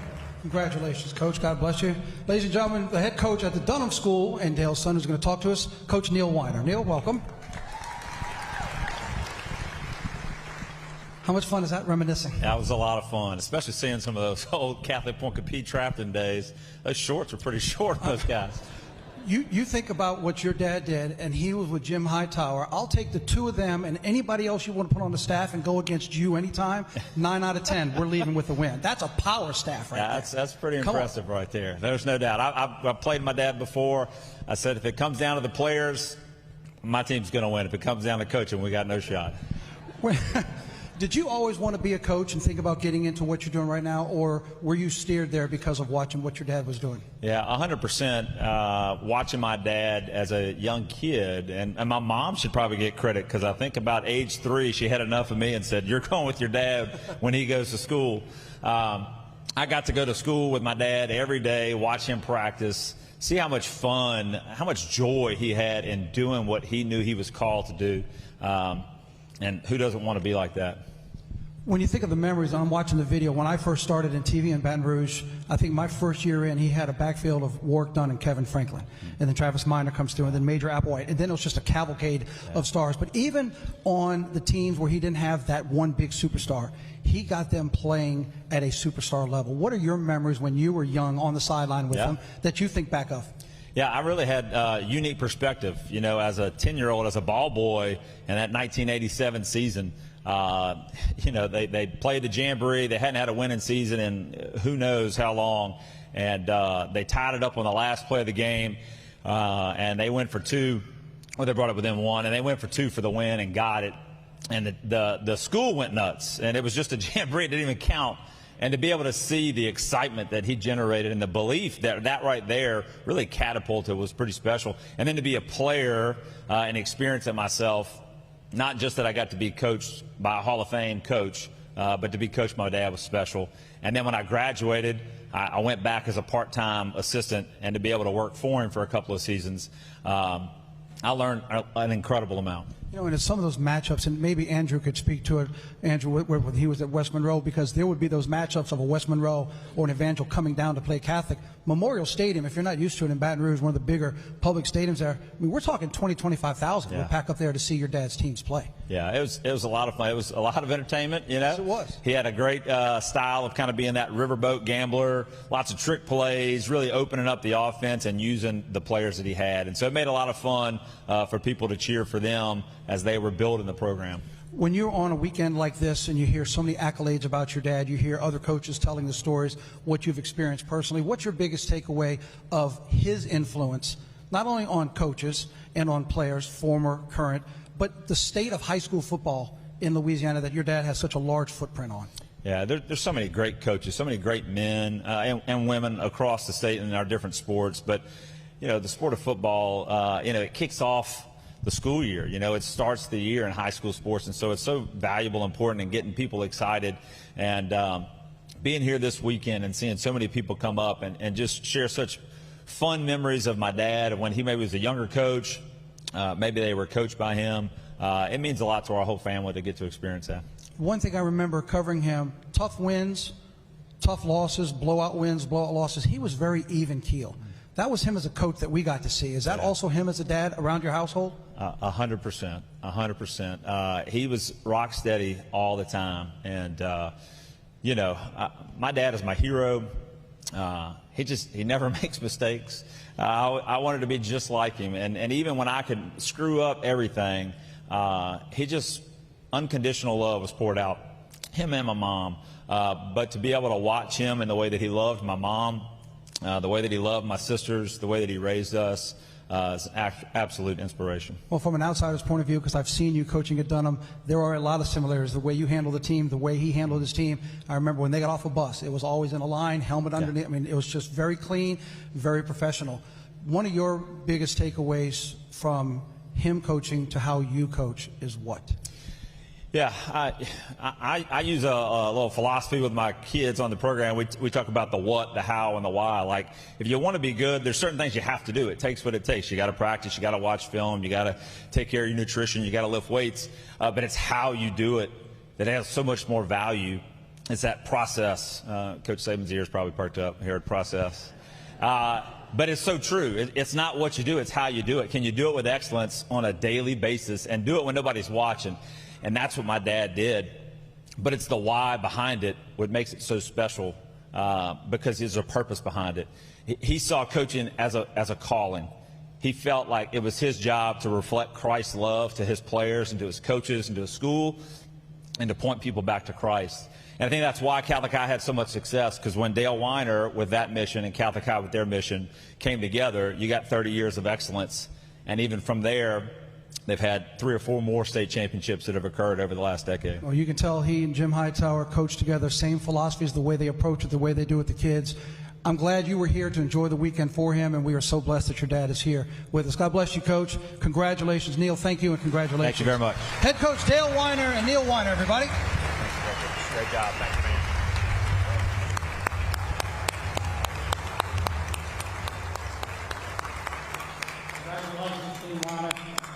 Beautiful. Hey, give yourselves a hand tonight. Y'all are part of a record crowd. Almost 900 people in here.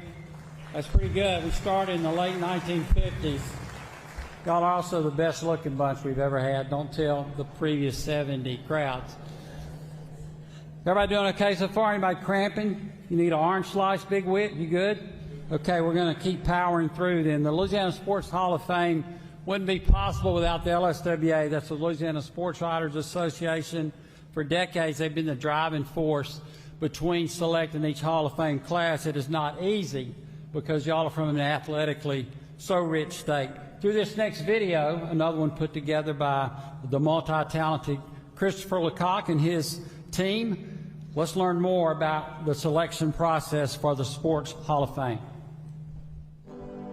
The vision of the Louisiana Sports Hall of Fame began in the 1950s, when a group of sports writers knew that covering Louisiana athletics was more than just box scores and bylines, but also preserving the state's rich sports heritage. A glance along the museum's wall of honor, you'll find the likes of Barmore, Brando, and Beard. To be able to come back home, being around good people that, were at the very beginning of this journey with me is something pretty special. Icons like Scott, Sabile, Simmons, from cowboys to rifles and pistols. Each year at the Louisiana Sports Hall of Fame committee selection meeting, an ever-expanding list of names is discussed, dissected, and analyzed. Each year we study a ballot nearly 30 pages long, and we narrow it down to roughly a third of that to go into a meeting room somewhere. It's a very challenging process, even up to the day of the selection. This discussion not only includes the state's great athletes, but also colleagues, leaders, and trendsetters. Scooter, Mad Dog, The Professor, and Grits. Much like the selection process, the annual celebration to honor the newest class of inductees has also evolved through the years.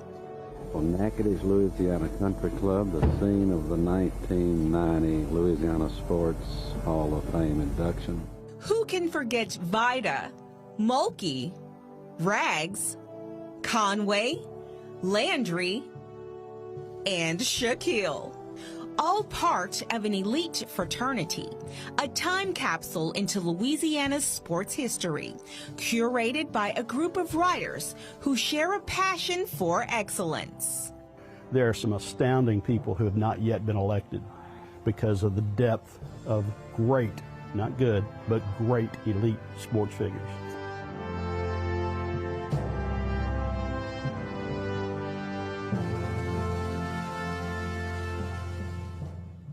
To share more about the role that the Louisiana Sports Writers Association plays with the Louisiana Sports Hall of Fame is John Marquez. Now, John, first of all, congratulations on your presidency.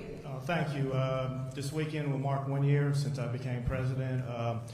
It's one of the highlights of my professional career. I've been a member of the Sports Writers since the early 1990s, and without a doubt, any member of the Louisiana Sports Writers Association will tell you one of the highest honors you can be as part of the Hall of Fame Selection Committee. It's also probably one of the most difficult tasks we do every year because if you saw the ballot, just the people that are nominated but do not get elected, that alone would be one of the greatest Hall of Fames in this country. So we are talking about the cream of the cream and the elite of the elite here in Louisiana, and it's something that everyone should be proud of. Awesome. Well, thank you so much for being here, and we are having a great time, aren't we? Well, each year, Louisiana Sports Writers Association, they honor one of their own with a Distinguished Service Award in Sports Journalism. And this next Hall of Famer, he has 15,000 cited articles in his career. Ladies and gentlemen, let's hear it for Glenn Guilbeau. Glenn Guilbeau knows sports. He's been a writer for local and national publications for 4 decades.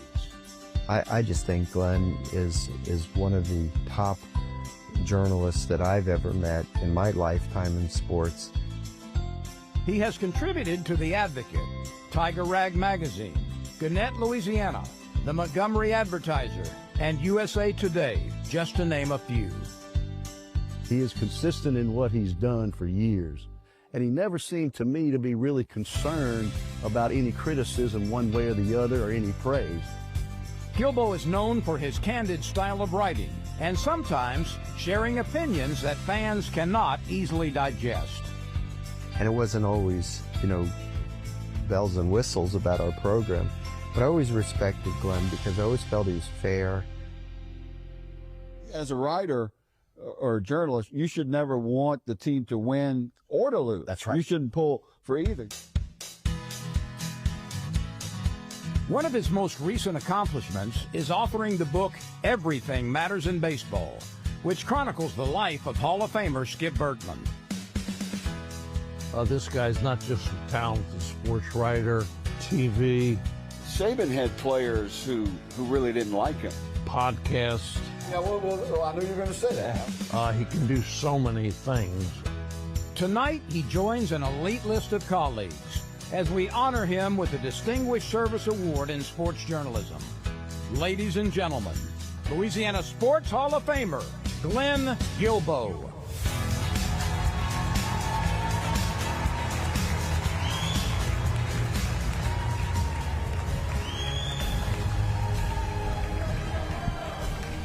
Congratulations, Glenn. Thank Fresh you. off of covering the LSU Tigers at the College World Series, back here to Natchitoches to get into the Hall of Fame. How's the weekend been for you? Most of Nick's players liked him, okay? There was just a couple. It was really just a couple of dudes. I just happened to talk to them. That's right. No, it's been a great week. It's been a lot of fun. Good. Congratulations to you. What drew you to journalism and specifically to sports writing and journalism? Was there ever another path you thought about going down? You know, not really. About 7th or 8th grade, I found myself reading the Times-Picayune all the time, missing the bus sometimes because I wanted to read one more paragraph. And my dad was a big LSU fan. He was an original New Orleans Saints ticket holder, so I went to those games as a kid in 1968. And my mom was an English teacher, and I liked English classes, so it just kind of made sense and seemed like it would be fun to write and talk about sports all the time. I know one of the things that keeps you on your toes right now is this the new thing of the transfer portal. You were kind of the OG of the transfer, because make sure I got it right. LSU, and then you went to UNO, and then you went to Missouri to come back to LSU to then go back to Missouri. Did I get that right? Yeah. Yeah. So you were transfer portal all the way and accepted first go around. Why all the bouncing around? Well, I didn't make more money with each trip. That's for sure. But no, I wanted to go to the University of Missouri out of high school. My high school journalism teacher, Mike Boudreaux, suggested it, and my mom wanted me to go to LSU for the first year and save some out-of-state tuition, but I think she was hoping I would stay home. But then I went to Missouri for a couple of years. Then I got a job with Paul Manasseh at LSU Sports Information, so I wanted to spend a little time there. I went to UNO just to get the GPA up after that first semester at LSU. That was just a summer, just to get a class. It was a history of New Orleans class. Got an A. So got that GPA Thank goodness. up. Yeah. Since you were from down there too, that's a good thing you got. Of course, that I already knew the history of New Orleans, right. but that was good. So then finished at Missouri and started work at the Tiger Rag in Baton Rouge. As we heard in the video, you're very confident in your writing. Some people will say that that's a negative. Some people will say that they want even more of that. How did you develop that style, and does it bother you for those who take that negative approach with your writing style, your writing approach, if it will? Well, I've never spoken to a psychologist or an analyst about this, but I was a Saints fan, and went from like age 7 on, and they didn't have a winning season until I was like 26. Okay, and I just remember when I was 14 in 1975, the Saints moved to the Dome, and they went 2-12. And that same year, my team, the Astros, finished 40 games out of first place. So ask me why I'm negative every now and then. All right. So let's see. Check off throwing UNO under the bus, the Saints under the bus, the Astros. Not Nick. I didn't throw Nick on the bus. No. The video mentioned that you did a book. You did a book with Skip Bertman. Assuming he is one, who are some of the more memorable sports people, whether it's coaches, players, or you have come across in your career? Well, I was really lucky. I mean, I got to cover the greatest baseball coach of all time, probably, in Skip Bertman. And then at the same time, while he was athletic director, I got to cover the greatest football coach of all time in Nick Saban. I covered a great basketball coach in John Brady, who took LSU to the Final Four. And JB was the only coach I ever covered who actually invited me to some of the parties he threw. A Final Four party, a party on St. Charles Avenue, so JB was cool wherever you are. And I enjoyed covering John. But Skip and Nick were really, really special because they're both really teachers. And they just kind of left a lasting influence on me, I think. I have a feeling I know the answer based on the story you just told about your parents with tickets and what we saw in the video, but I'm going to ask you anyway. Do you have a standout event that you've covered in your career? Well, the 2003 national championship at LSU was really something because they had not done that in my lifetime. I was born in 1961. My dad was talking all the time about the 58 national championship with Paul Dietzel. So that 2003 championship was really cool. And Paul Dietzel was at that game. I saw him before the game, so that was really nice. And then I covered Skip Bertman's last national championship in 2000, also for the Baton Rouge Advocate at the time, so that was something.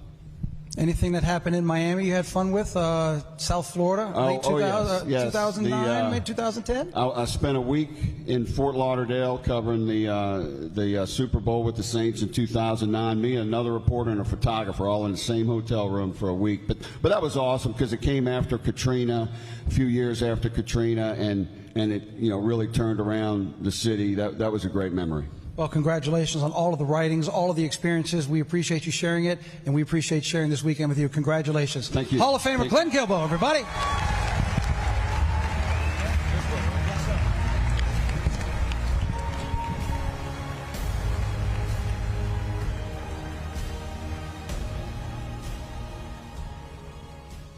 One year ago, teams out in California, we were all in the media business.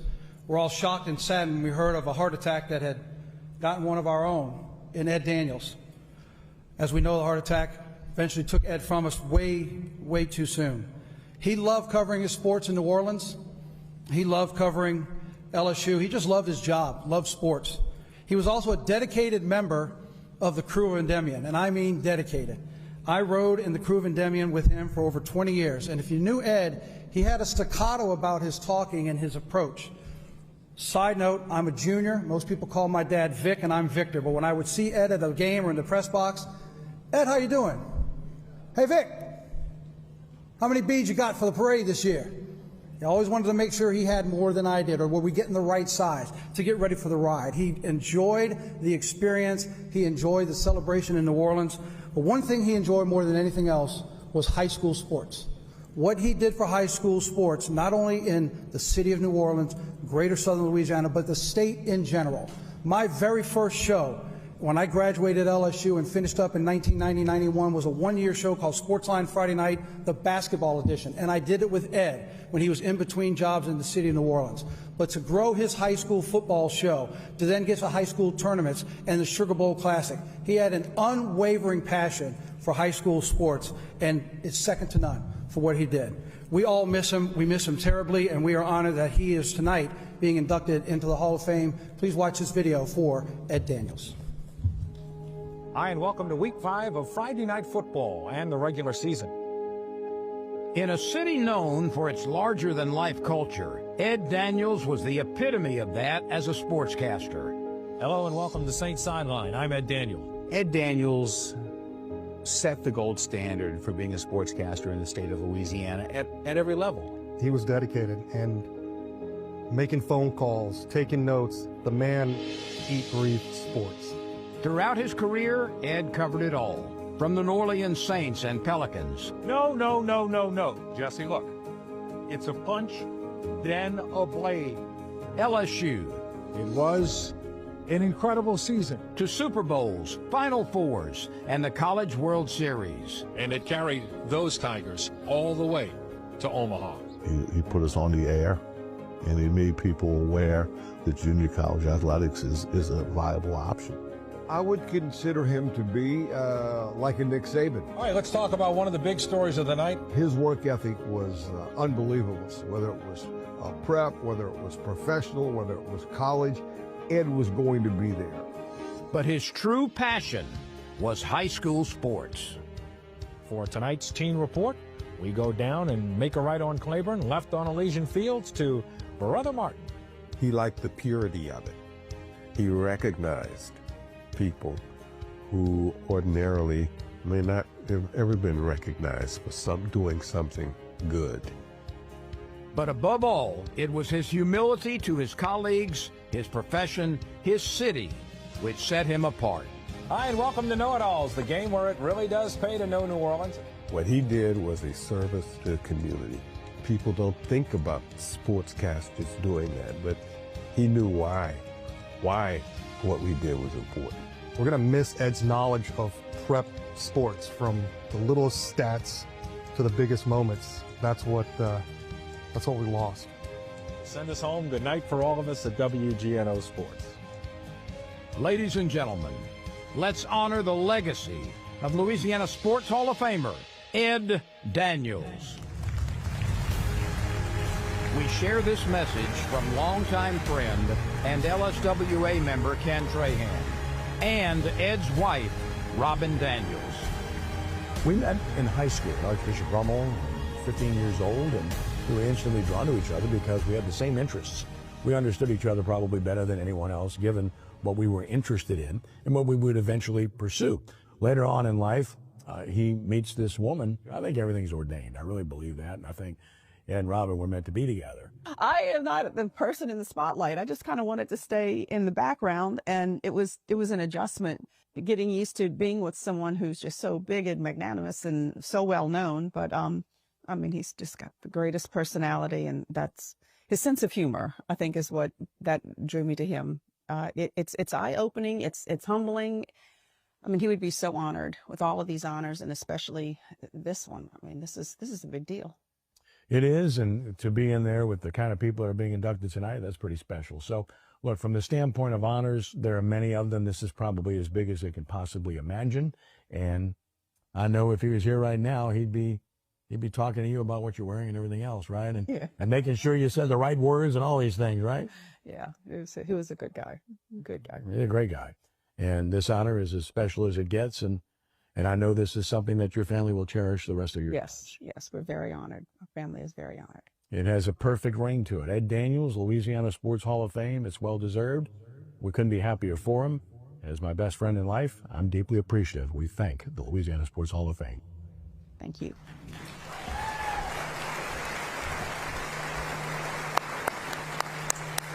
Hey, Robin and Ed's family here tonight. Robin, thank you. Would you stand and wave at everybody? Big hand for Robin and Ed's family. You guys come on to honor Ed. A bunch of his buddies are here tonight from the Distinguished Service Award winners from the past. Y'all wave at them. They look almost lifelike. Bobby, stand up. Oh, my bad. Y'all come on. There's Lynn, the Hall of Fame Road. Everybody come on, Bummer. These guys taught me a couple of the best lessons I ever learned in life. We're not going to be able to stand up here. They told us to keep. This is live television, everybody. We got to keep. Are we still live? Oh, Jesus. Y'all keep going. Now, a big hand for the DSA award winners. We got a couple of guys. Come on, Ron, Shirts and Skins hero. Larry the Lion-Hearted. The Soul, how you doing, Mick? Sheldon's here between cruises. Y'all, we got to keep. We're on the time strunk. Mary Beth, right. Recognized by her son, Dan. Please keep going. I know, Butch. Me and Butch and Whitworth trying to represent West Monroe Beverly. Scooter, named after a child's toy from Lake Charles. Here's the official cook of the Hall of Fame and the LSWA's Quib. Never met a seersucker suit he didn't like. B. Tompkins. Hello, Robin. Way to go, Lori. Our first president of the LSWA, who's a female, and was Robin, and you were the second, and Doug was the third. It's all worked out. Can I get a hug? Right, yes, you can get it.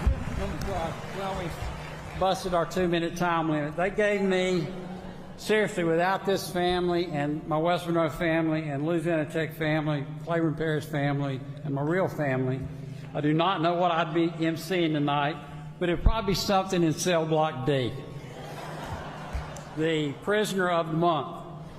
So for a kid like me who was going absolutely nowhere, this is a magical and surprising place to end up. So a big hand for our DSA winners and for Ed and Robin. Please. We just learned about Ed. He was a fixture in New Orleans, much like our next Hall of Famer. Followed in the footsteps of his daddy, Rags. Isn't that a great nickname? We've got some good ones in the Hall of Fame. A mailman, a pistol, Slick, big hands. We've got a blonde bomber, Chief Snake, the Ruston rifle, Big Wit before long. And his son, Rags' son, Joe, joins him tonight. He's led the Delgado Dolphins to become one of the top JC programs in American baseball. Let's learn more about our next inductee. Legacy, character, and tradition. 3 words that describe New Orleans' own Joe Scheuermann. He is definitely a man of integrity. When it comes to the athletic program at Delgado Community College, it's top-notch, high caliber because of who he is. But there's another word that may be the most important. family. That's part of the Sherman's creed, you know, the baseball program, and Kurt Scherney will always, you know, another member of the family. Joe's love of baseball started at an early age, learning the ways of the diamond from his father, Hall of Famer Rags Scheuermann. When I came to Louisiana, one of the guys I met was a young kid while his father coached the team. Then ultimately, a few years later, he was the coach. And I met this young man, and I said, there's something special about this guy. 35 consecutive seasons later, the winning tradition of Delgado baseball is recognized by college baseball fans across the nation. It's his work, it's his grit, it's his grind. He has elevated Delgado Community College to the next level. 14 consecutive NJCAA regional titles, 17 super regional berths, 5 trips to the JUCO World Series, and in 2025, eclipsing more than 1,200 career victories, with his 1,200th win coming on the birthday of his father, Rags. The magic word is tradition, and you know, the expectation is that it's a pass-it-on mentality. And while the wins are nice, it's Joe's leadership that has helped countless young men and women grow and succeed in life. He's my go-to when it's a good day, and he's my go-to when it's a bad day, because 9 times out of 10, he knows someone that can help me move the initiatives and priorities of the college forward. So that's leadership, without a doubt. He's built not just players, but the facility at the junior college as well. So he's been a superstar for Louisiana baseball, and certainly a Hall of Famer. The family tradition continues, joining his dad, Rags, as only the 4th father-son combination in our hall. Joe has done a great job, and he looks tremendously like his daddy. My grandmother had a saying that you don't raise your family for yourself, you raise your family for others. I think that's been the mantra for many, many years, unspoken, that servant leadership that's been a steady presence, not just for my dad's career, but, you know, generational. Ladies and gentlemen, Louisiana Sports Hall of Famer, Joe Scheuermann.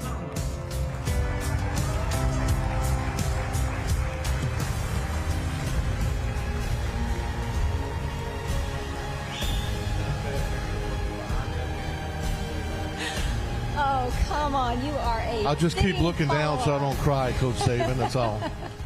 Well, first of all, I want to say congratulations. It is quite an achievement to be the 4th only father-son duo inducted into the Louisiana Sports Hall of Fame. What do you think your dad, Rags, would say to that? Yeah, I think he'd say, that was a big upset. I'll be quite honest with you. You know, he'd be proud, but my dad was my idol, you know, so just try to make him proud. When we first spoke and I asked you what this meant to you, and I said, did you feel any responsibility to follow in the footsteps of your father? And you jokingly said, look, I just didn't want to embarrass him growing up. That was really my bar. And look at you now. Yeah, I wasn't a very good coach the first 10 years I became a coach because my father was there, and I was always worried about impressing him or not embarrassing him. And hate to say this, but when he passed, I became a better coach because I started to do it my way. And I know he's laughing at me right now, but you know, he used to send these notes down through our official scorer, and I'd say, Otto, you know what to do with that note. I know I screwed up. I don't need to hear it again. So you didn't need a Post-it note to remind you, did you?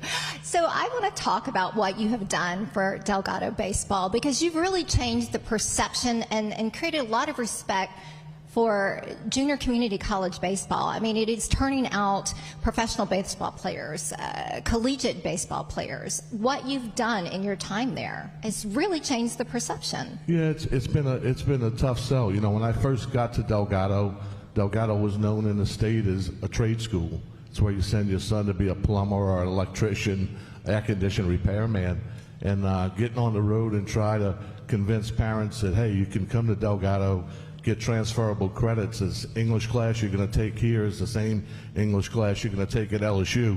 It was a tough sell. and because we were one of the only 2 community colleges in the state when I started.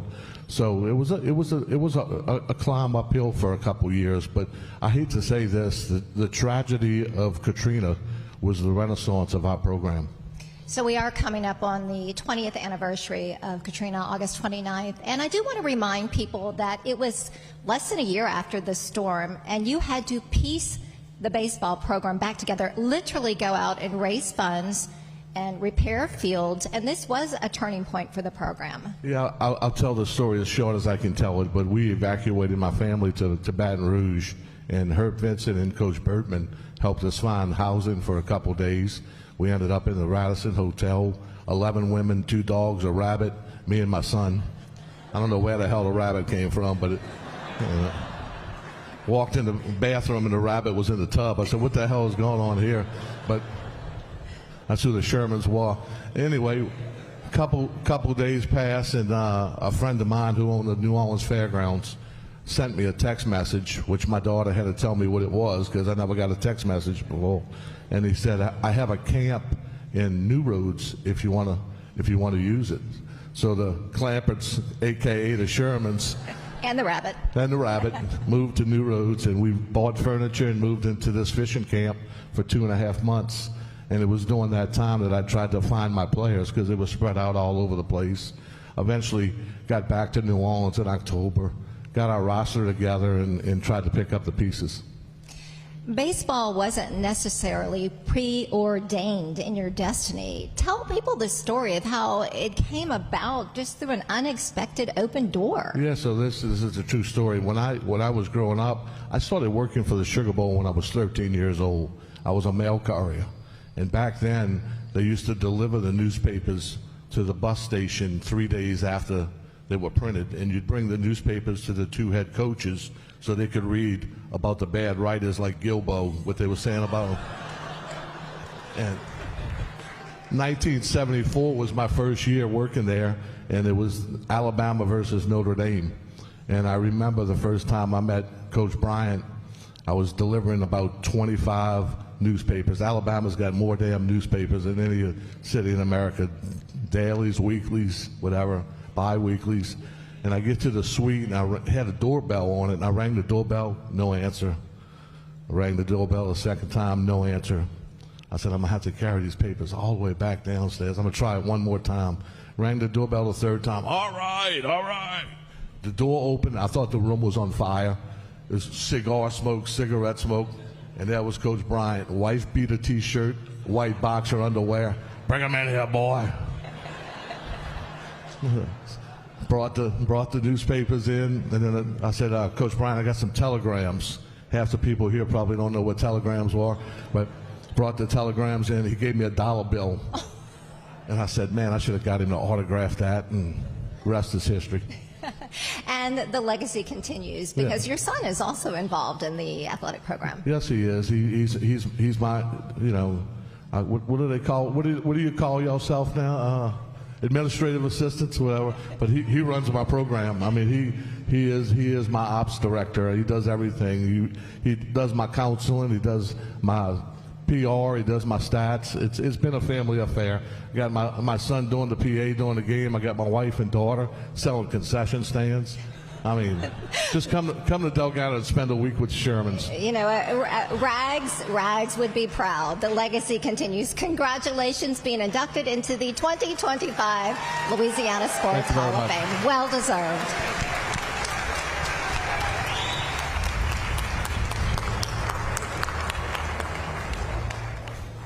Coach Sherman's doing a couple of sets at the Holiday Inn, 10:45. It's a $4 cover. Only thing he asks his players is always give 100% unless you're giving blood.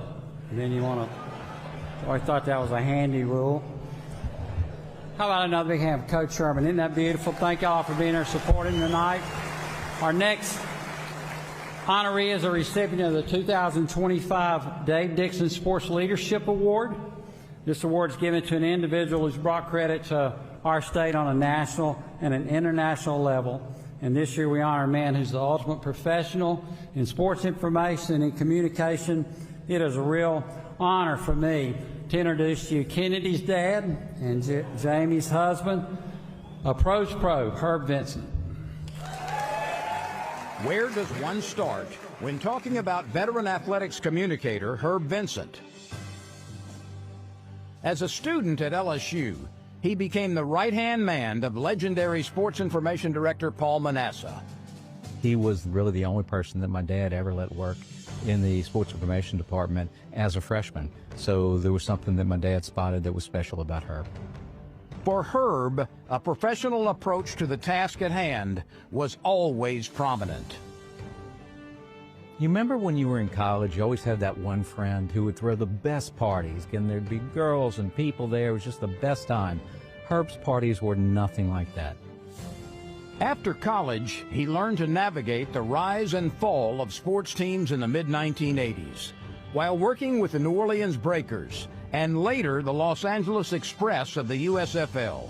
The USFL, which he was working in professional football, had just folded up, and he basically was looking for someplace to land, and we happened to have a job opening, and I said, this is great. Now, I knew all along that this was very much a short-term thing. And McDonald was right. Herb's career would soon land him at his alma mater, LSU. He knew we could be successful here. He knew what the message to put out there, what our brand needed to be, how LSU needed to look. What a guy. He was so good at everything. He did things for the university, and he did things for the athletic department. He did things for me personally. In 2013, the league office came calling. He currently serves as Associate Commissioner of Communications for the SEC. When we hired Herb, the number of messages that came into our office recognizing his credibility with the media, I think underscores why he deserves that Hall of Fame recognition. Tonight, he carries on a legacy that very few in this hall can celebrate as the recipient of the Dave Dixon Sports Leadership Award. Ladies and gentlemen, Louisiana Sports Hall of Famer, Herb Vincent.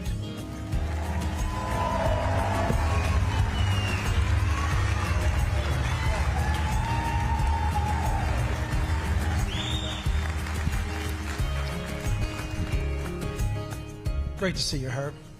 1 week ago, you were in Omaha representing the Southeastern Conference, watching one of your conference teams take the title that just so happens to be your old school. How tough is it to be representing the conference and maybe not have that little extra? Well, in that case, it's easy because we had one team there. You know, the last two times we've been in Omaha, we've had SEC versus SEC, and that's a challenge because you have to be neutral, and in one way you're glad because you know you're going home with a championship. But when you go on the field after the game, you can't celebrate too much with one team because the other team's going to see it. So you got to be careful. But when LSU beats Coastal Carolina, you can celebrate all you want. That's what I did. Had a great time.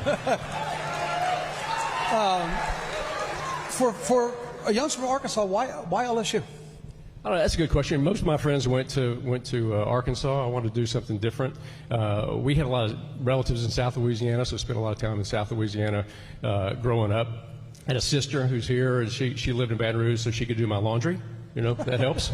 And I just liked LSU, and they invited me to go to what's called spring testing in the spring, and before my during my senior year, and I went. I just fell in love with it. And I always liked the LSU Tigers, and so sports had a lot to do with it. Was there ever thought of maybe going back to Arkansas?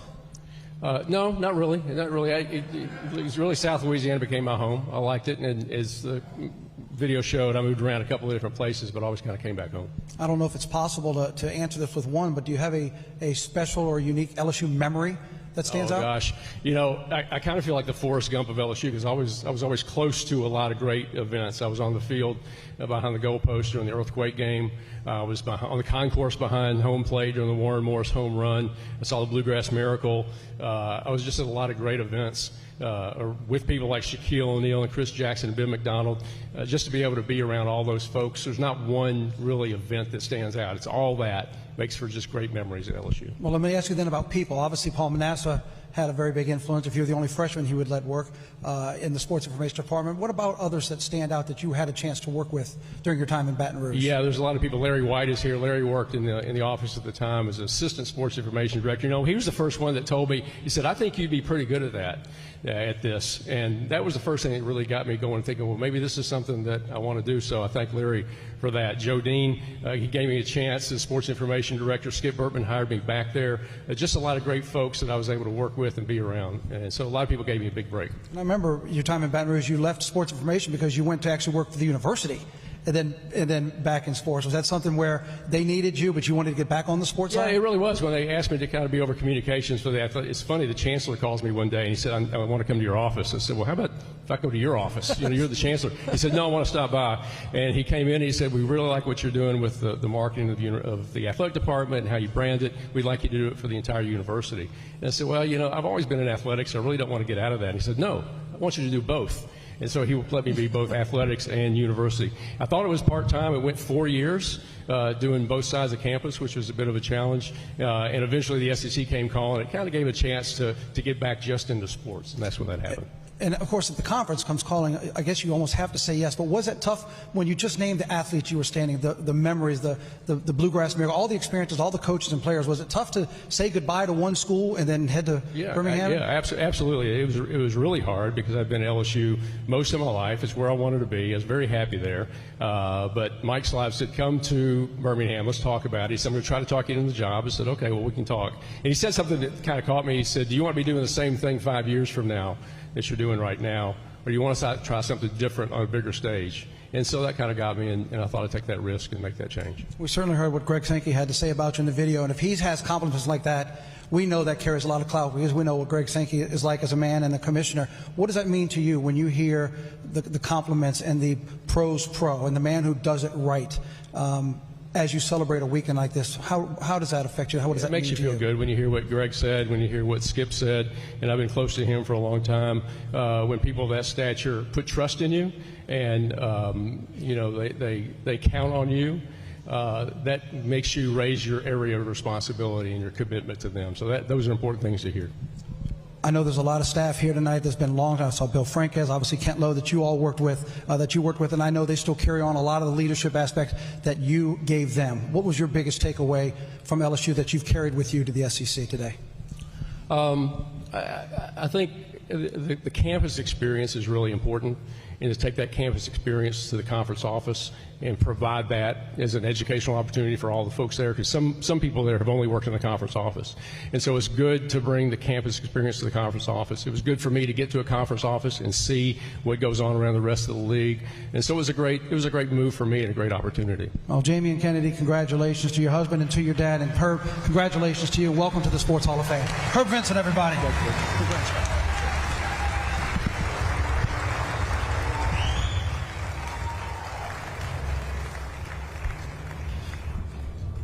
Well, some people, if you didn't know, Slap Your Mama's got a headquarters in Ville Platte, seasoning for most of us. Some people might think that it has a little bit of a punch to it, but before Slap Your Mama was in Ville Platte, there was another person handing out punches in a big way. High school boxing and the best in the business. And that's going to be our next inductee. If you'll please enjoy this video for Bobby Soileau. These tarnished plaques, trophies, and newspaper clippings are a time capsule when boxing reigned supreme. One of the Bayou State's greatest fighters ever was George Willard Soileau, better known as Bobby. I remember him being very quick, that he was a boxer, not a slugger. He balanced that by being able to really throw some hard punches. Heralding from Ville Platte, Bobby made a name for himself as one of Louisiana's most dominant high school boxers in the 1950s. Even Bobby Soileau got hit sometimes.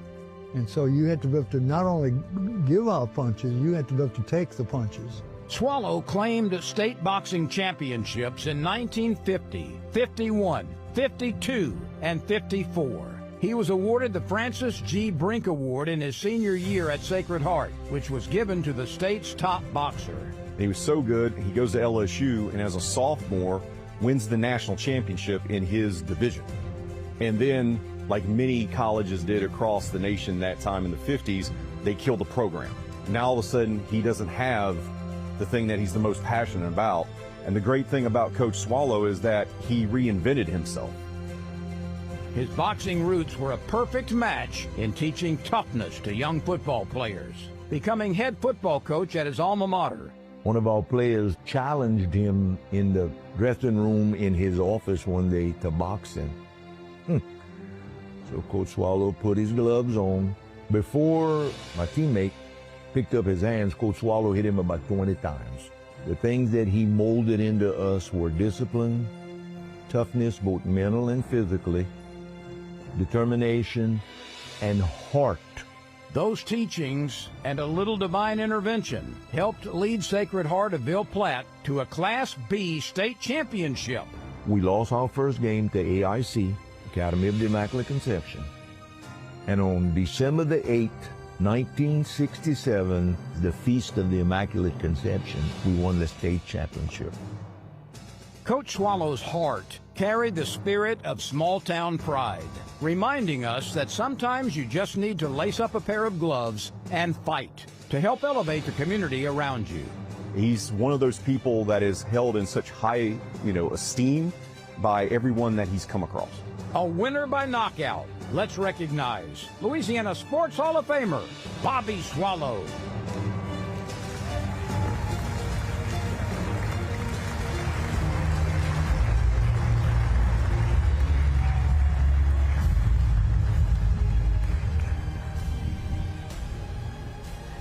Congratulations on this award honoring your dad, Bobby Soileau. And thank you so much for being here to represent your father tonight and his legacy. And we have to start this conversation with his famous left jab. And as a child, you said that you used to spar with him, right?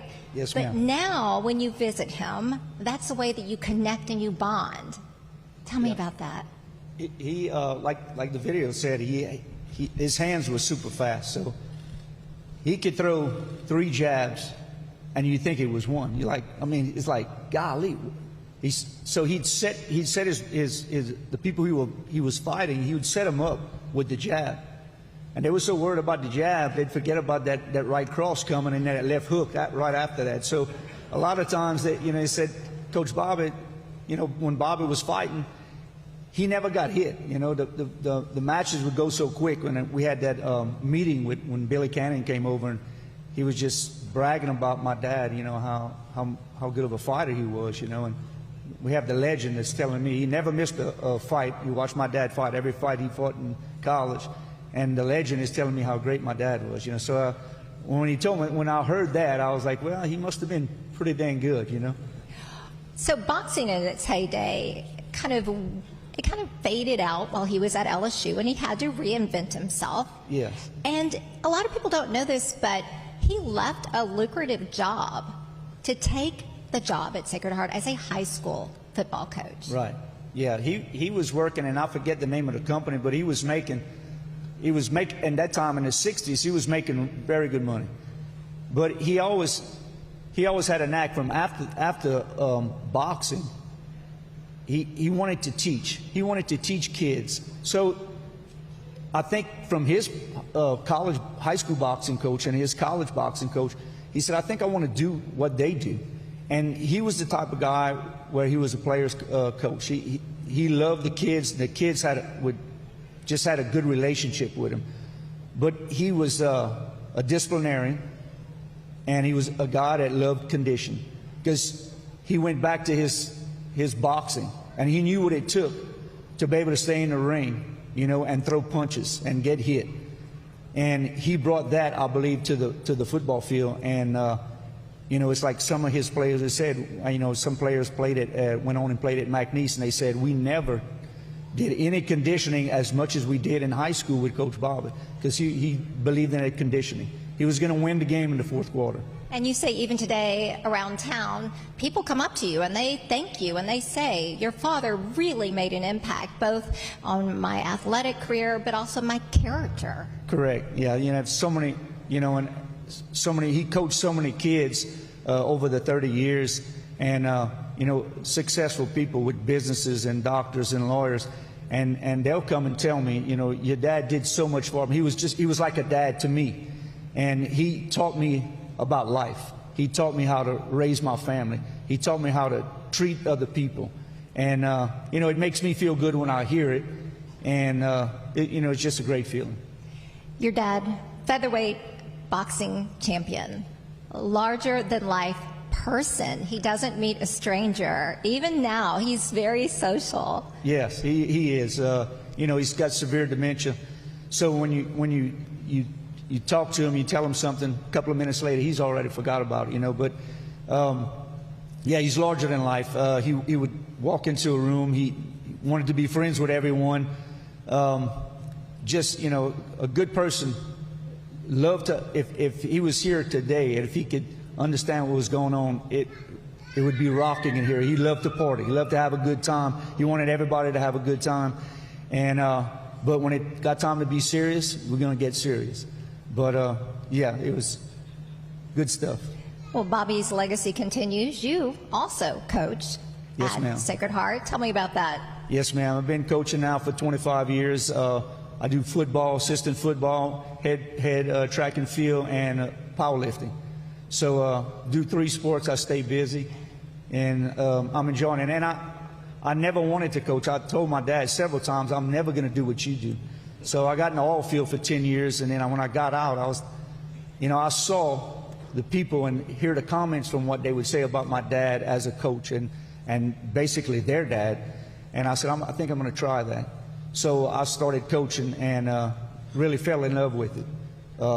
You know, started with track and field and went into the football scene and then the powerlifting thing. And just fell in love with it and love to try to teach kids about the sport that they're in, but also about life. Being a good husband, being a good wife, and raising kids, and just being a leader in the community. You know? Being a good person, which was your dad. Well, thank you so much for joining us to represent and honor your dad's legacy. Appreciate it. Thank you all.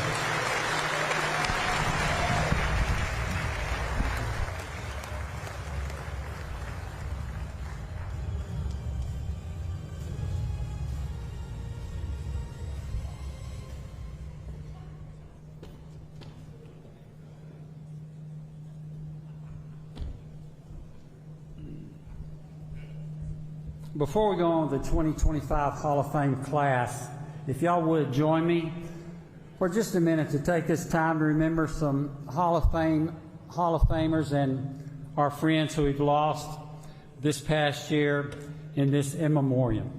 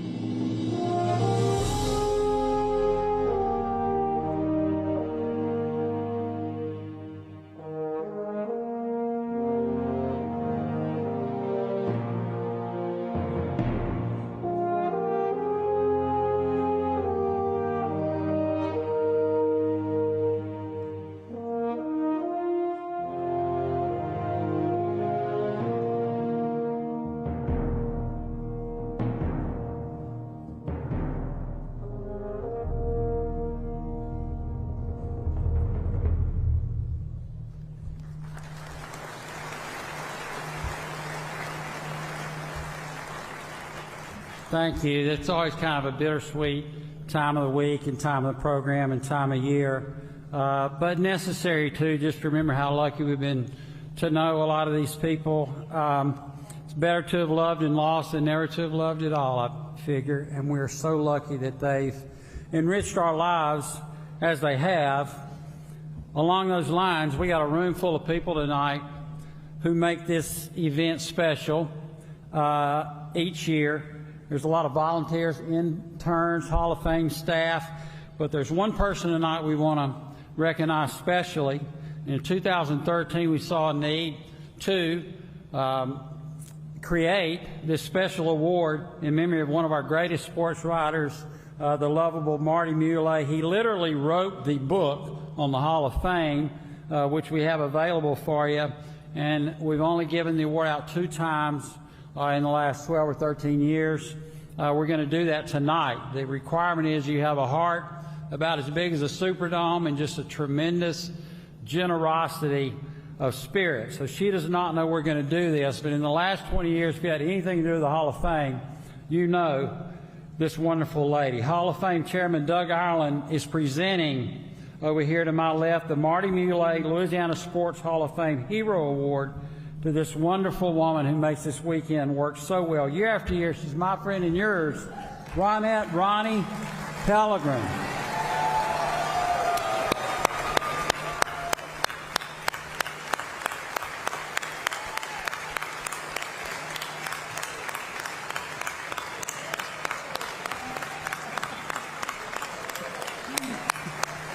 Thank you, Ronnie, for all you've done the last 20 years. She's indeed a magician. If we can keep the camera on him silently, another one, she's going to beat Doug with a big cartoon hammer in a minute, I would imagine. But she certainly deserves it. We're so blessed to know her. Ronette and Nakadis, they're just supreme hosts every year. Dorothea, how about tell us some more about what's happened here in this charming city on this Hall of Fame weekend? All right, Teddy, well, I sure will. Do you feel the love out there? Yeah. Well, I definitely feel the love, and that's exactly what this weekend was about, showing love to our Louisiana greats. It started with a welcoming reception, a celebrity bowling match, and a rocking river fest. Ladies and gentlemen, take a look.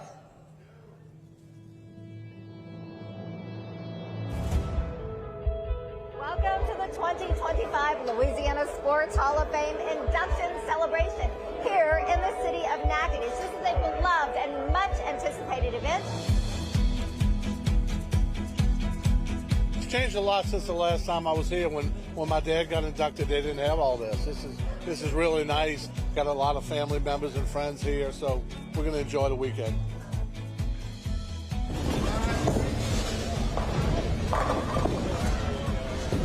I'm here at the 2025 Louisiana Sports Hall of Fame Celebrity Bowling event, and as you can see behind me, the party is just getting started. Having a great time. I'm not a great bowler, but I am very competitive. Yeah. And so hopefully I don't throw my shoulder out, but I am trying to win. I'm just hoping not to get injured and to get maybe one strike. That's my goal today. If I get one strike, I'm going to be fired up. Being able to come to the Louisiana Sports Hall of Fame and be back in Natchitoches and Alexandria, just visiting the local states that I was able to represent this year, just sharing these memories that I'm going to have forever is the best part.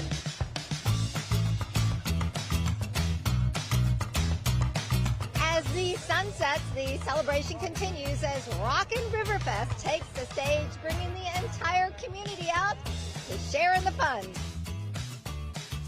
All right, I am with 2 Hall of Famers. What does it mean to share this honor?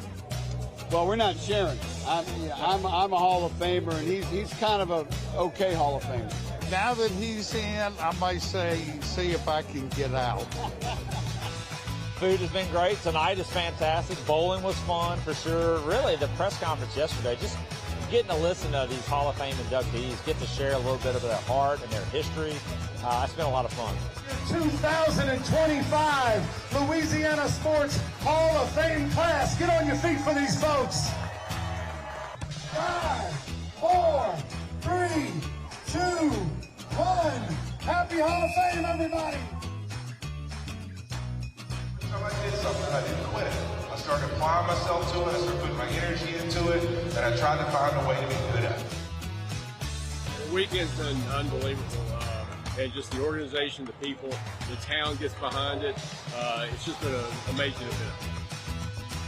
It's great, it's fun. The kids seem excited to be here, so it's just an honor to be here and be able to interact with the kids and give back as well. There we go. Because everything's so fun and everything that they do is so special. I'm just excited for the whole weekend. Hey, this is Teddy again. I'm sorry to bother you. It'll just be a second. We got gymnastics coming up, so I'm back here in the bar.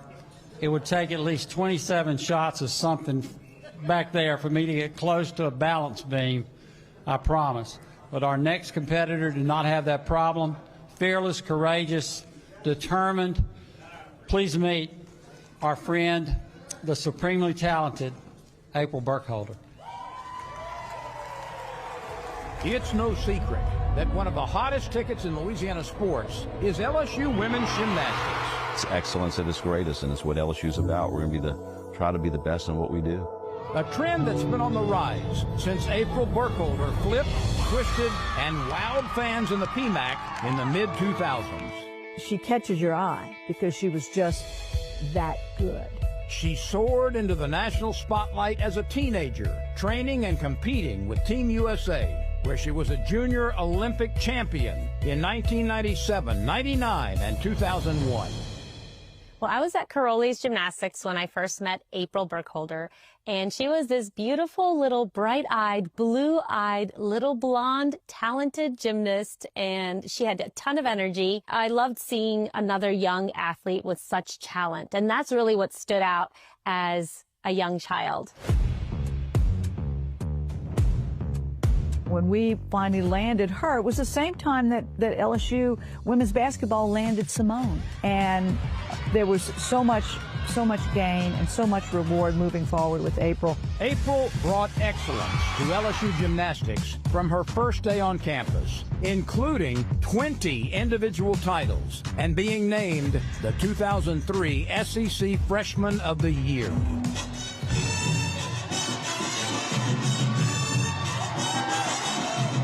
The personality came out. She became a choreographer. She did a lot of dancing, and you could really see that she was in her element. She would continue to raise the standard throughout her collegiate career. 10-0 twice on beam, 10-0 4 times on floor, 2006 being champion, 2005 Central Region Gymnast of the Year, 04 NCAA Central Region Gymnast of the Year. That list can go on, but in all, she claimed 108 individual 8 career perfect 10s. Was she indispensable? Yeah. What she brought to the program was a real professional, a real polished look, a style, and a self-confidence in the kind of gymnastics that she wants to do. She is the most decorated gymnast in LSU history and continues to be an inspiring figure for young gymnasts. The program continued to grow. The crowds continued to grow. She was the start of that. Tonight, she'll stick another landing into our Hall of Fame. Ladies and gentlemen, Louisiana Sports Hall of Famer, April Burkholder.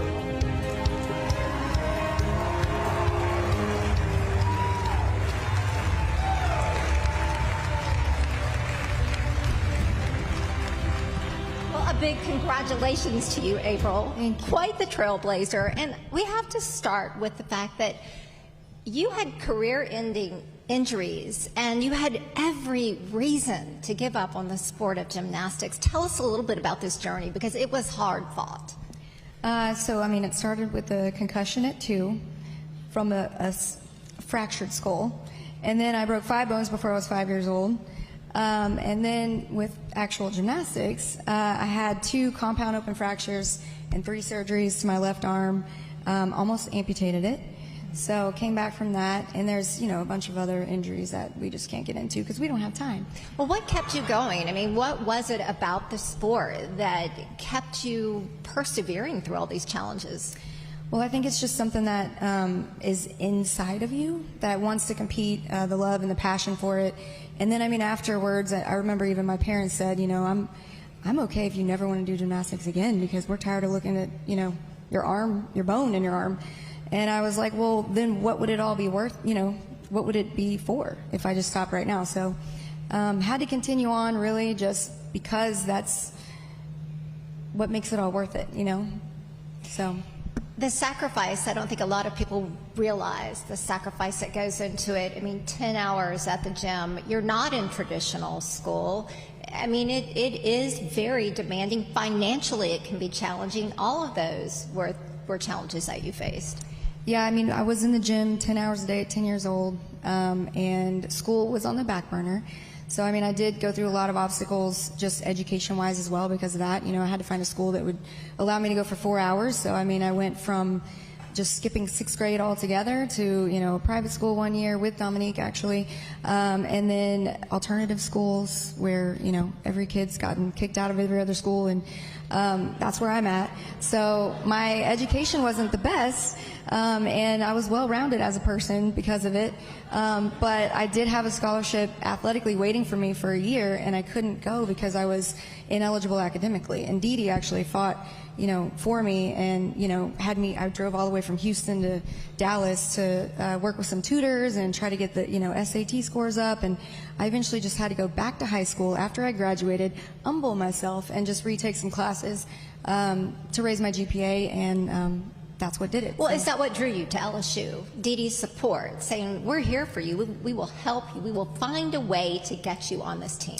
Well, I was already going to LSU before she did that, because I had my mind made up as soon as I came to LSU. It was my first trip, and just Dee Dee and Bob and Phil at the time was the other assistant coach. I mean, they just make you feel like home, you know. So I felt like it was home the moment I got there. Took a couple other trips just because you're supposed to, and just say like, oh, well, you know, let's just make sure.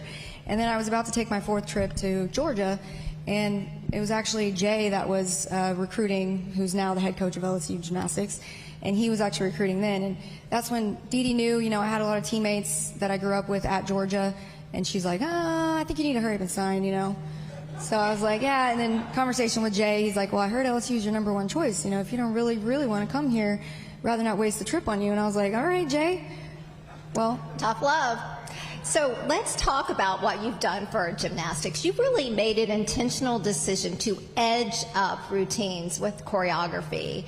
And it set a standard that even today has sort of changed gymnastics and made it more performative, more entertaining.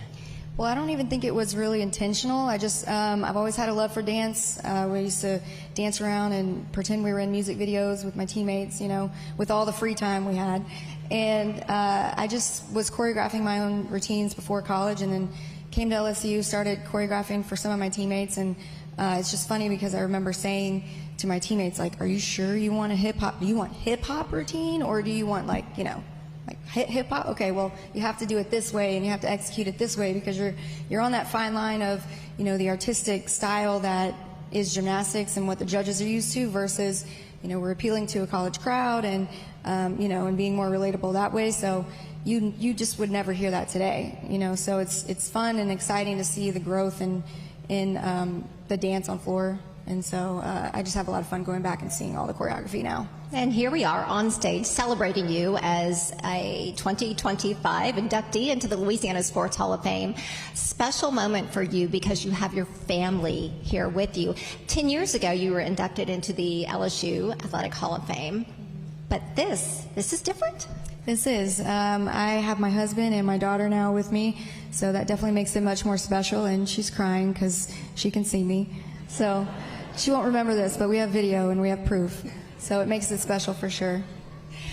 What has gymnastics given you personally? We know about all of your career success, but how has it shaped who you are?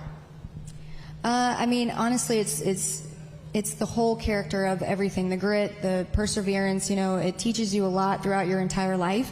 And I mean, college, you know, you come in with gymnastics specifically before college, you don't have a team. You're kind of out there, you know, on your own. You have a couple of competitions a year, and each one is like make it or break it. And then you come to college and you're competing every weekend. You have a whole team. It's a family. You know, you're still best friends with my teammates now, and that's what really just made it more special for me, and more well-rounded as a person as well for that reason. But you definitely take with you those life skills, and you can use them, you know, forever. Well, congratulations again. Thank you. Newest member of the 2025 Louisiana Sports Hall of Fame.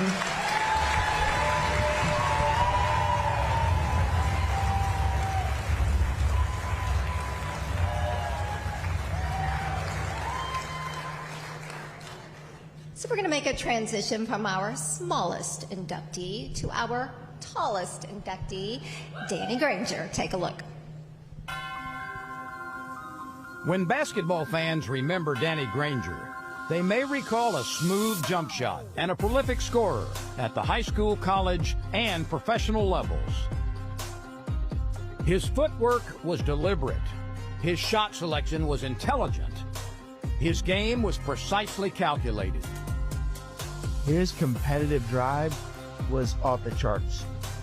He was a standout at Grace King High School, where as a senior, he averaged almost 19 points and 9 rebounds per game. He was a quiet leader, but he always worked hard. He could play inside, outside. He could handle the ball. He was really long, so defensively we could scheme to funnel everybody to him. But even at a young age, Danny's intellect was at the forefront of his success. He's that 32 ACT, 4.0 overall GPA. Yale was really after him really hard. Ultimately, he chose Bradley, highly ranked civil engineering school. After a coaching change at Bradley, Granger transferred to New Mexico and continued pursuit of a degree in civil engineering while improving his game on the hardwood. You just like being around Danny. Certainly he had a self-assuredness about him, but he also wanted to win the game, and he would sacrifice his own for the benefit of others. He was the Mountain West Conference Tournament MVP and twice earned all Mountain West honors. Granger up top, 3 ball, got it. Selected 17th overall in the 2005 NBA draft, he quickly became a cornerstone for the Indiana Pacers. He entered the NBA at a time when players could still go straight from high school into the NBA. Indiana was still looked at as one of the top teams in the Eastern Conference, even though Reggie Miller had retired. Danny was able to get minutes right away as a rookie and to become a full-time starter by his second year in the NBA. In all, he played 10 seasons in the NBA, the majority of that with the Pacers. He accumulated 9,855 points, 2,888 rebounds, and 1,097 assists, and was a league all-star and most improved player in 2009. And the question is, who knows how many all-star appearances Danny could have made had injuries not cut short his NBA career. He was that guy, you know, and every kid would understand the work ethic that he put in. Everybody would be a lot better off. Granger was the perfect balance of brain and brawn, a player whose mind was his greatest weapon, and proof that in the game of basketball, intelligence is just as valuable as raw talent. Ladies and gentlemen, Louisiana Sports Hall of Famer, Danny Granger.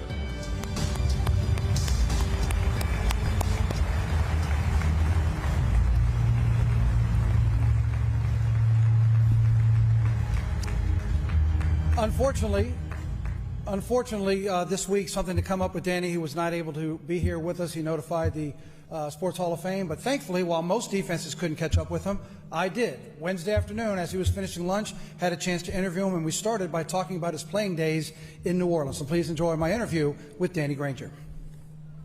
Let's tell everybody you're talking to us now from Scottsdale, Arizona, where you reside now and where you call it home. You think back a lot to your days of the Grace King days, back there at the end of the 90s and early 2000s in your high school. What are your memories of your playing days when you were growing up in New Orleans?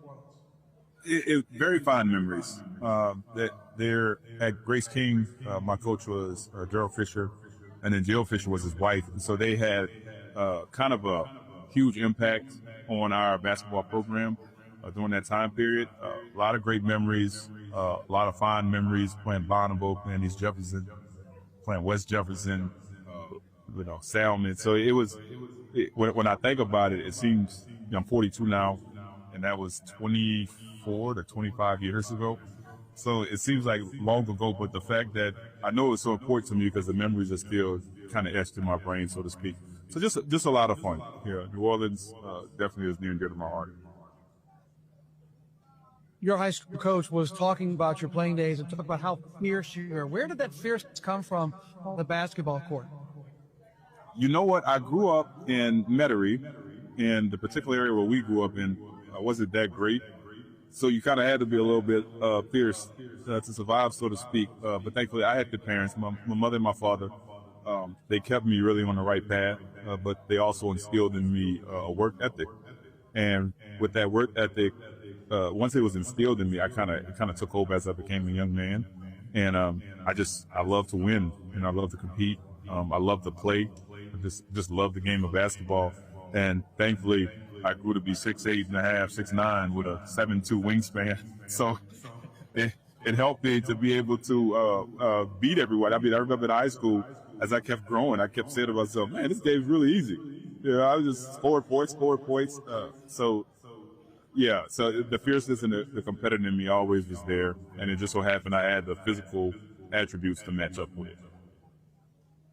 You know, Louisiana has long been known for having a long train of athletes that go into football, but you're one of many that's a long train of basketball stars to have outstanding careers in the NBA. As you traveled the country with the Indiana Pacers, did you often get that chance to catch up with other Louisiana athletes who were in the league and swap stories or just talk about being from the Bayou State? Absolutely. But New Orleans, it has that, that heritage of, it's a unique city. I feel like saying you're from New Orleans is different than saying I'm from Denver, right? Or I'm from South Carolina or whatever. New Orleans is such a unique city that it holds that special place when you can connect immediately, like with the culture and the food that we have. You say New Orleans, it's like, oh yeah, we speak on the same level. I know exactly what you're talking about. So that was always a good experience, as I was playing. I know towards the end of your career, injury settled in and then it removed you from the game. But when you were in your stride, it just so happened that New Orleans had an NBA team return. So when you had a chance to go down to downtown New Orleans and play, was it extra special when you would bring your Pacers back into your home city? It was, and everybody knew that when we would go play in New Orleans, I would need like 50 tickets or something crazy for like all my family and friends that would come. And it was funny because my grandmother, who she's since passed, but she used to, I don't know how, she would get past security and she would always she would leave food on our bus. So it got to the point where it was so common that when I finally left Indiana, I got traded toward the end of my career. And one of the former teammates, he called me and he said, hey man, I know you ain't with us, little Danny, but we going to play in New Orleans. Can you tell your grandmother to bring us some food? I said, yeah, I'll tell her. So my grandmother brought the food, even though I wasn't on the team. She brought it to the Pacers, so it was as fun as unique. I love New Orleans. How much do you get back to Louisiana, and how much does it mean to you to get back here and see the family and friends when you have that opportunity? We'll try to go back to see my family as much as possible. When we do, me and my wife plan to gain about 5 pounds. So we kind of fast before we go out there. I'll tell my wife, I said, baby, I'm going to eat. I'll be eat, so I'll start working out right now. Now that you say it, we are planning a trip to be back. We're probably going to be back in about 4 or 5 months. We're going to head back down there to see my family. Well, the state will always open its arms and welcome you back. And, of course, the next time you come, you make sure you get right here to Natchitoches and come see your spot now in the Louisiana Sports Hall of Fame. Danny Granger, class of 2025. Danny, congratulations on your induction into the Louisiana Sports Hall of Fame. Thank you so much. I really do appreciate it.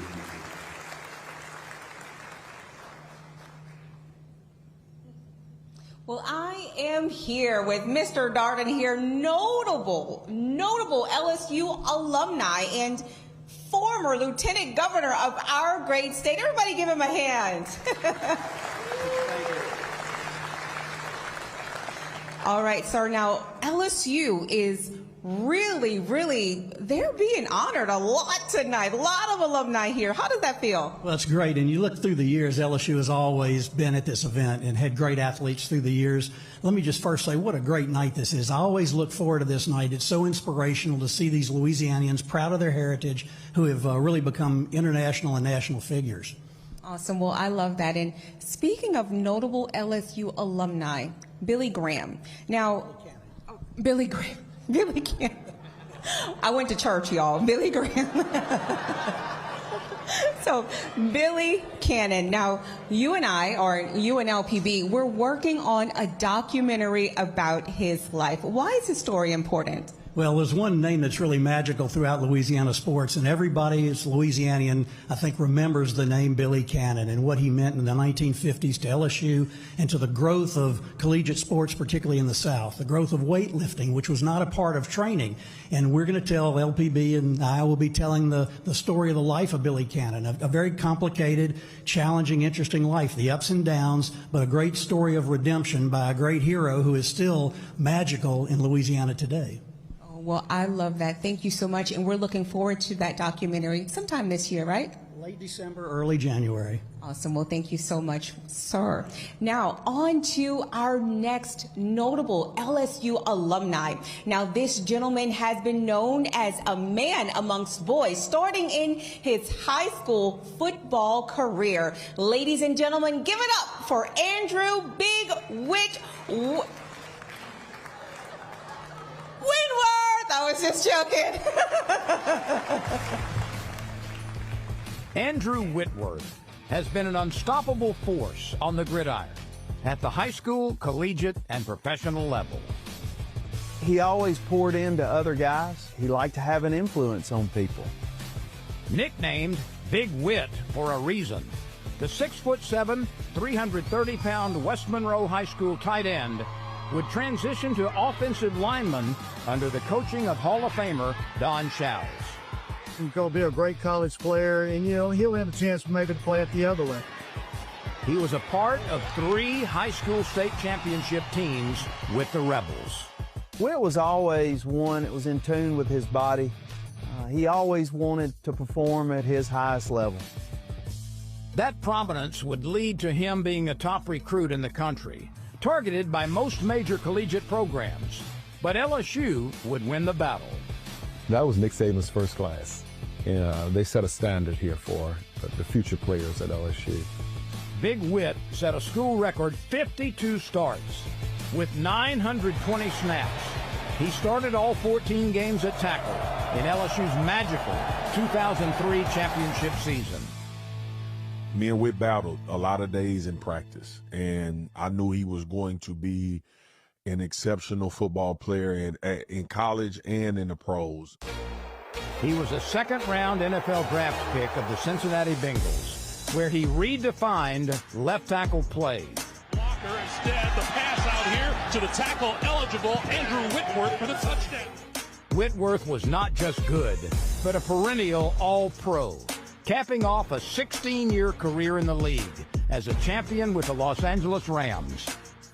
I think the steadiness at which he handled things, whether it was good or whether we were working through some challenging moments. He always used to talk about, hey, this is a blessing, it's never a burden, and that was the approach that he took every single day. But a defining moment of his career came after that Super Bowl celebration, sitting on a confetti-filled SoFi Stadium floor with his family. That was Daddy's last football game.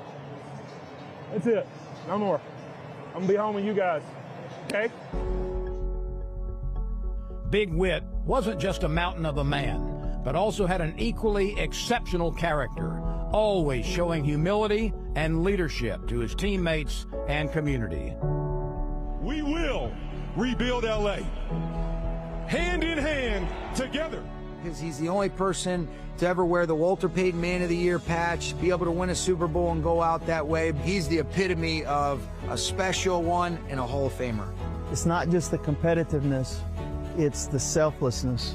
It's the servant's heart that he has.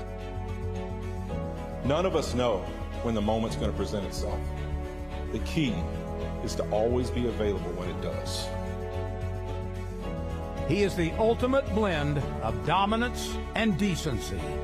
Ladies and gentlemen, Louisiana Sports Hall of Famer, Andrew Whitworth.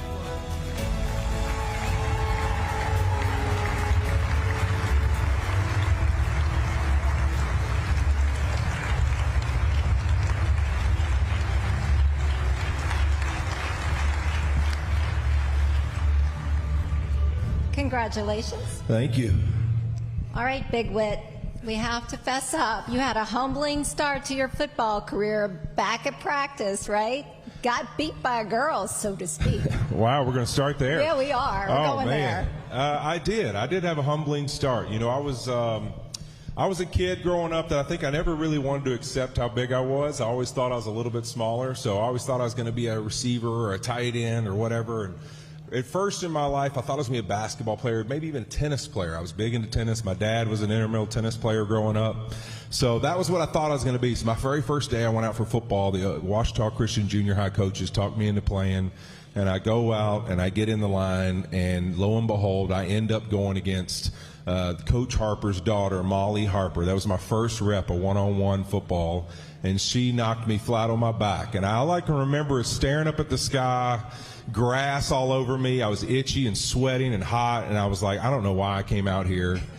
But I always go tell that story when I go to schools, because for me, I love to tell children that story because it's just a fun way to get them to laugh and interact, and then get to tell them, hey, listen, in the football world, I started at the very bottom of the totem pole. I got ran over by the coach's daughter my first day. And look at you now. Here exactly. you are. Look at and you now. You know what? Never let those situations of hardship or tough, or the first thing you do something, you fail, never let that define you, you know, and always have the willingness to try it again and see what happens when you pour your heart and soul into something. So here you are on stage, and you are sharing this honor with your fellow inductee, Nick Saban, your coach at LSU. In fact, you were part of the first recruitment class that Nick brought on, and a championship team. What does it mean to share that honor and have him here with you?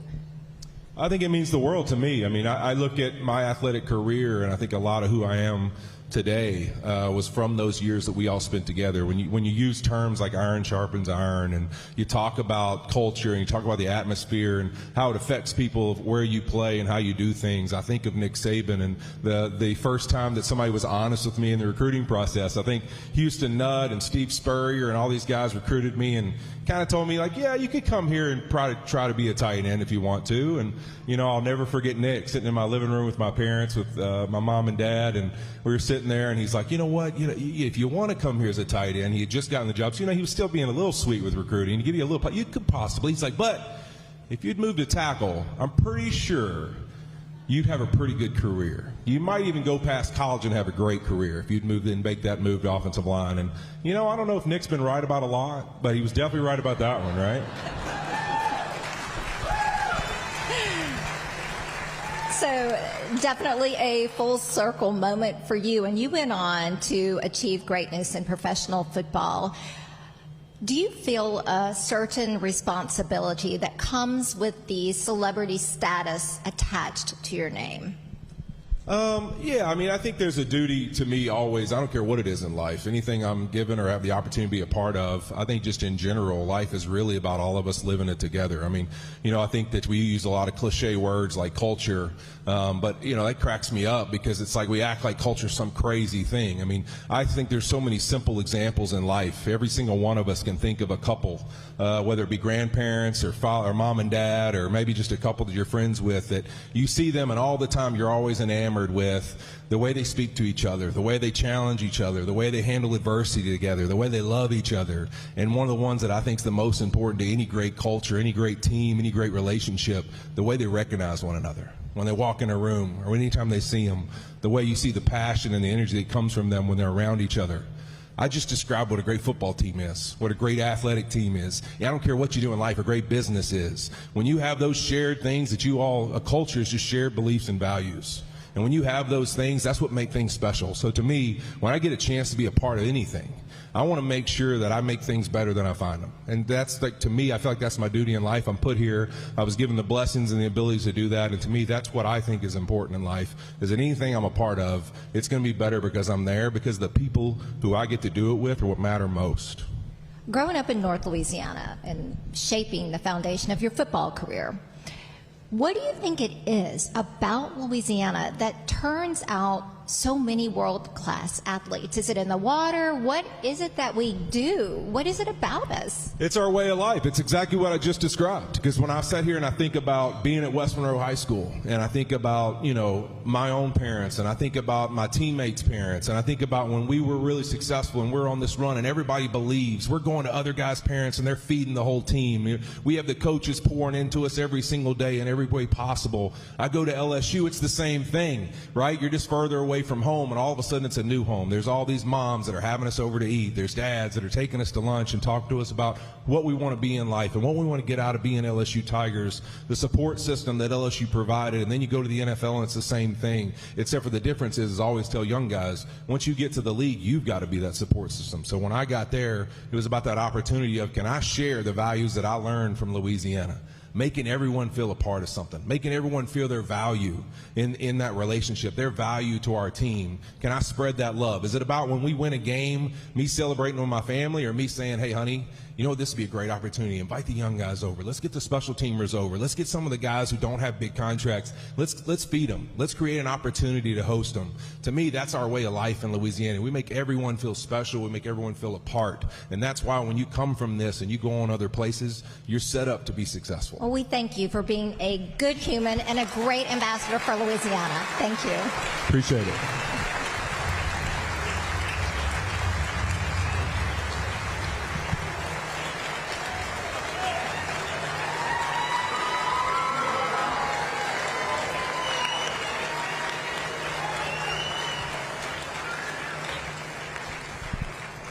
So as we've mentioned tonight, we have the largest turnout ever in the history of the Louisiana Sports Hall of Fame induction ceremony. And we've got a big fan base from a certain inductee, Coach Danny Broussard, and his fan club is in the house. So we're gonna head out there and talk to him. All right, it's Acadiana in the house.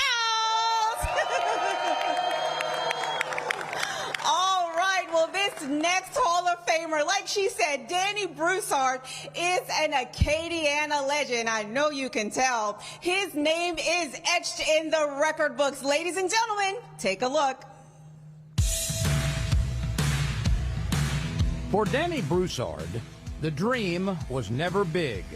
He's just a small-town boy, born and raised in South Leroy. But his career in high school coaching has been nothing short of phenomenal. Even in the first year, they were, there was a lot of questions, a lot of criticism, and then right out of the bat, he wins a state championship out of nowhere. See, I compare him to Dale Brown because although Danny's more of a tactician, but he and Dale Brown got the most out of their players that any basketball coaches ever saw. In 42 seasons at St. Thomas More High School in Lafayette, the Cougars have made it to the playoffs in 35 straight seasons, advancing to the quarterfinals 32 times and 20 appearances in the state Final Four. He has won 6 state championship boys basketball titles. Well, he was always high-strung, always energetic, and that showed in his team, and that was a good thing, because if your coach is energetic, your team's going to feed off of that energy. Danny is one of only 4 Louisiana prep coaches to reach the 1,000-win milestone in basketball. He ranks among the top 10 nationally for all-time wins, and number 3 in America among active coaches. With these accolades, it's no surprise that in 2025, he was chosen to lead a high school team of McDonald's All-Americans in the Barclays Center in Brooklyn, New York. Have an opportunity on the national stage to coach the who's who of high school basketball, to bring them together and show that, hey, this small town coach can bring his philosophy, get those young men to be together to win. He has shown through his tenure his consistency of winning. That alone makes him a Hall of Famer. Through it all, Broussard has recognized that the game of basketball was a vehicle for growth, using the sport to teach invaluable life lessons. And he has solidified his place as a giant in the game. To me, Danny Broussard is to love Danny Broussard. And that's what makes him so effective with his players, with his fans, with everybody he meets. He always seems to find the solution and a way to win. He's broken the full court press and is driving down the lane to the bucket. Ladies and gentlemen, Louisiana Sports Hall of Famer, Danny Broussard.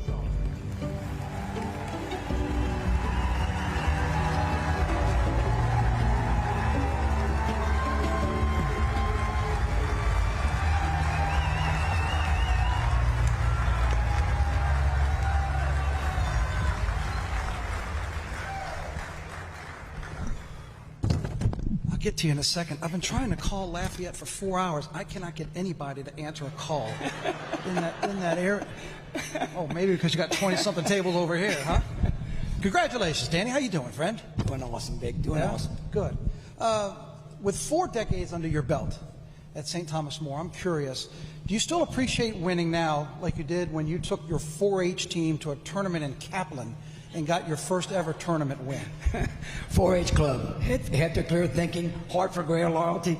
Yeah, can you imagine as a high school senior, I'm the president of the 4-H club, and they say, hey, they got a 4-H tournament basketball for 6th, 7th, and 8th graders. So I'm thinking, all right, well, maybe I can get a team together at Mo, right? It's a basketball school. That's right. So sure enough, we get your guys together. I practice a couple of weeks, go to the tournament, we win it all.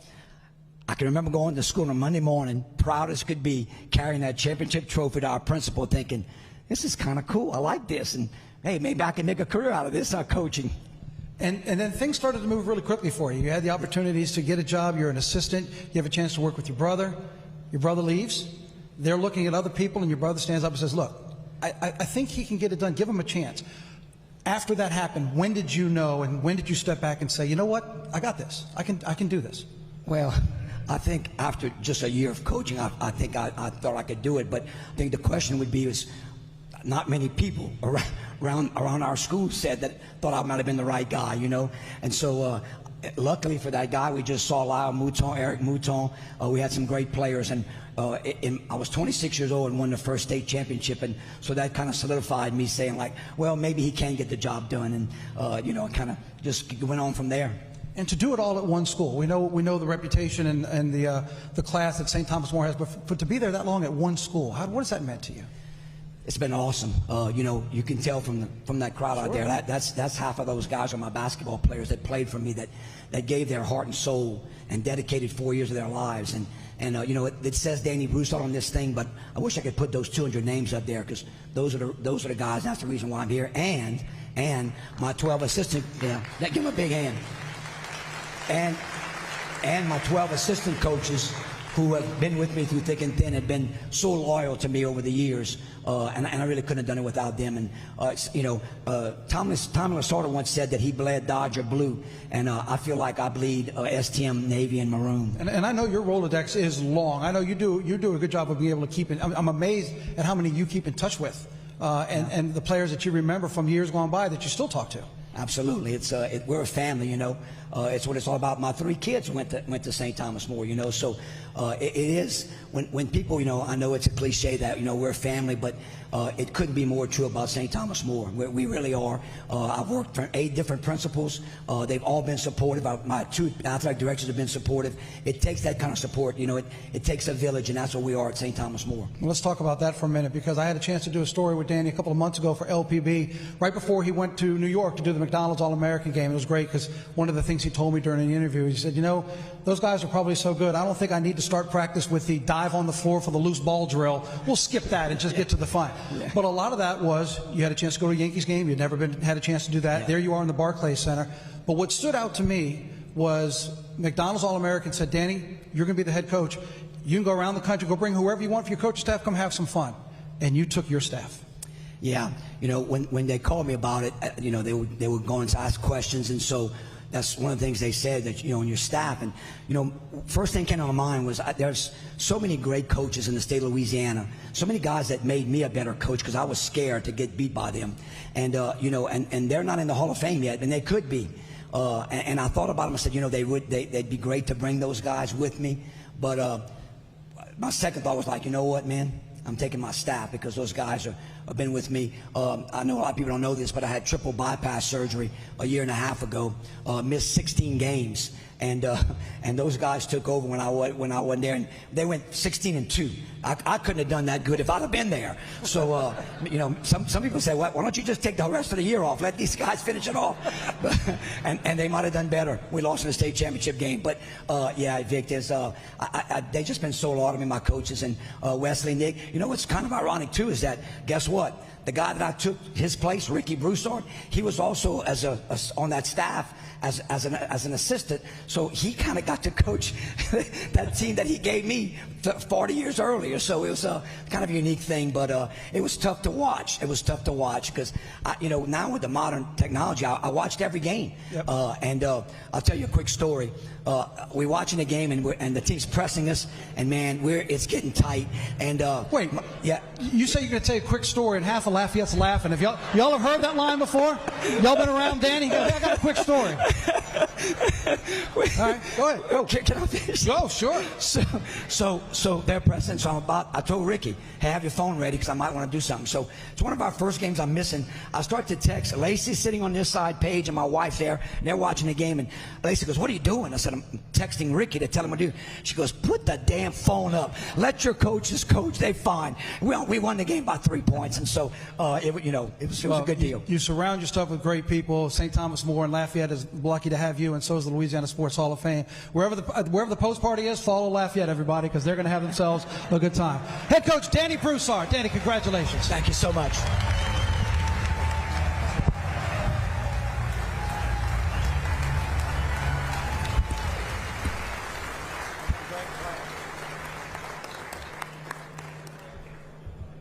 Well, ladies and gentlemen, we have made it to our final honoree. Any LSU fans in the building? Oh my, I think the Arcadiana fans were a little louder than that. Do we have any LSU fans in the building?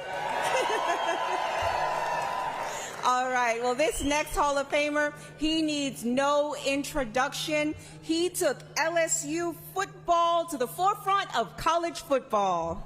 You bet your purple and is this on? They cut me off. It's about time after 20 years. You bet your purple and gold rear end he did. We got breaking news, which is a first for this ceremony, but the AP preseason college football poll just came out, and our next inductee has his Aflac Fighting Ducks ranked 8th. Unbelievable. Not that surprising. The Ducks have everybody coming back, plus they got a really good coach. Ladies and gentlemen, Nick Saban. In the world of sports, there is often heated debate over the term greatest of all time. But most agree that when it comes to collegiate football coaches, Nick Saban is indeed the GOAT. We control it right here. Nick Saban obviously is the best football coach in college that ever coached. We create whether we win, we create whether we lose. You can't recruit the type of players he has without having the ability to connect. We're going to have an opportunity to win one more, too. I don't know that I could explain in words alone. I think everybody in Louisiana knows how he pushed his coaches. We could spend hours listing his accolades and achievements from a coaching career that spanned 4 decades, including 7 college football championship titles. But his connection to the Bayou State is most hinged on that first championship trophy, claiming a BCS national title in 2003. LSU wins the BCS national championship. His vision of what LSU should be and where we should compete at, and where we need to be. I think the expectations that he put into LSU football then is a carry over today. I was the #1 tight end in the country when I signed with LSU. And moving over to defensive end was very, very difficult for me at the age of 17, 18 years old. And I had to trust him kind of blindly. And it turned out to be right. But you would have hundreds of those stories. We didn't strike the guy. You got to strike him first. After the 2004 season, Nick had short-lived intentions to carry his coaching success into the NFL. He would eventually land back in the SEC. It was a hard pill to swallow for LSU Tiger fans, building the University of Alabama to becoming a juggernaut of college football. And what I would like for every football team to do that we play is to sit there and say, I hate playing against these guys. Being around Coach Saban and playing for Coach Saban, just how good of a leader he is, how consistent he is, and it's earned, not given, when you play for Coach Saban. I'm so proud of this guy for what he's done this year. I can't even tell you. Former players, coaches, administrators, media professionals, and even talking ducks. have all advanced in their respective career paths thanks to defining character traits that Saban preached every day. Commitment, discipline, effort, toughness, and pride. Persistence, attention to detail, and passion. He has forever changed the landscape of football in America as an advocate for policy regarding college athletics. High school football, Louisiana puts out the most NFL players per capita, but I think Nick Saban elevated that. He has had a consistency in his work. He elevates people. You got to remember how you got here and how hard it was and how tough it was. Nick Saban's the best there ever was. Nothing takes the place of seeing the pride that the people have in the state of Louisiana. There's no better feeling that I get when I see that in someone's eyes. Ladies and gentlemen, the greatest of all time and Louisiana Sports Hall of Famer, Nick Saban.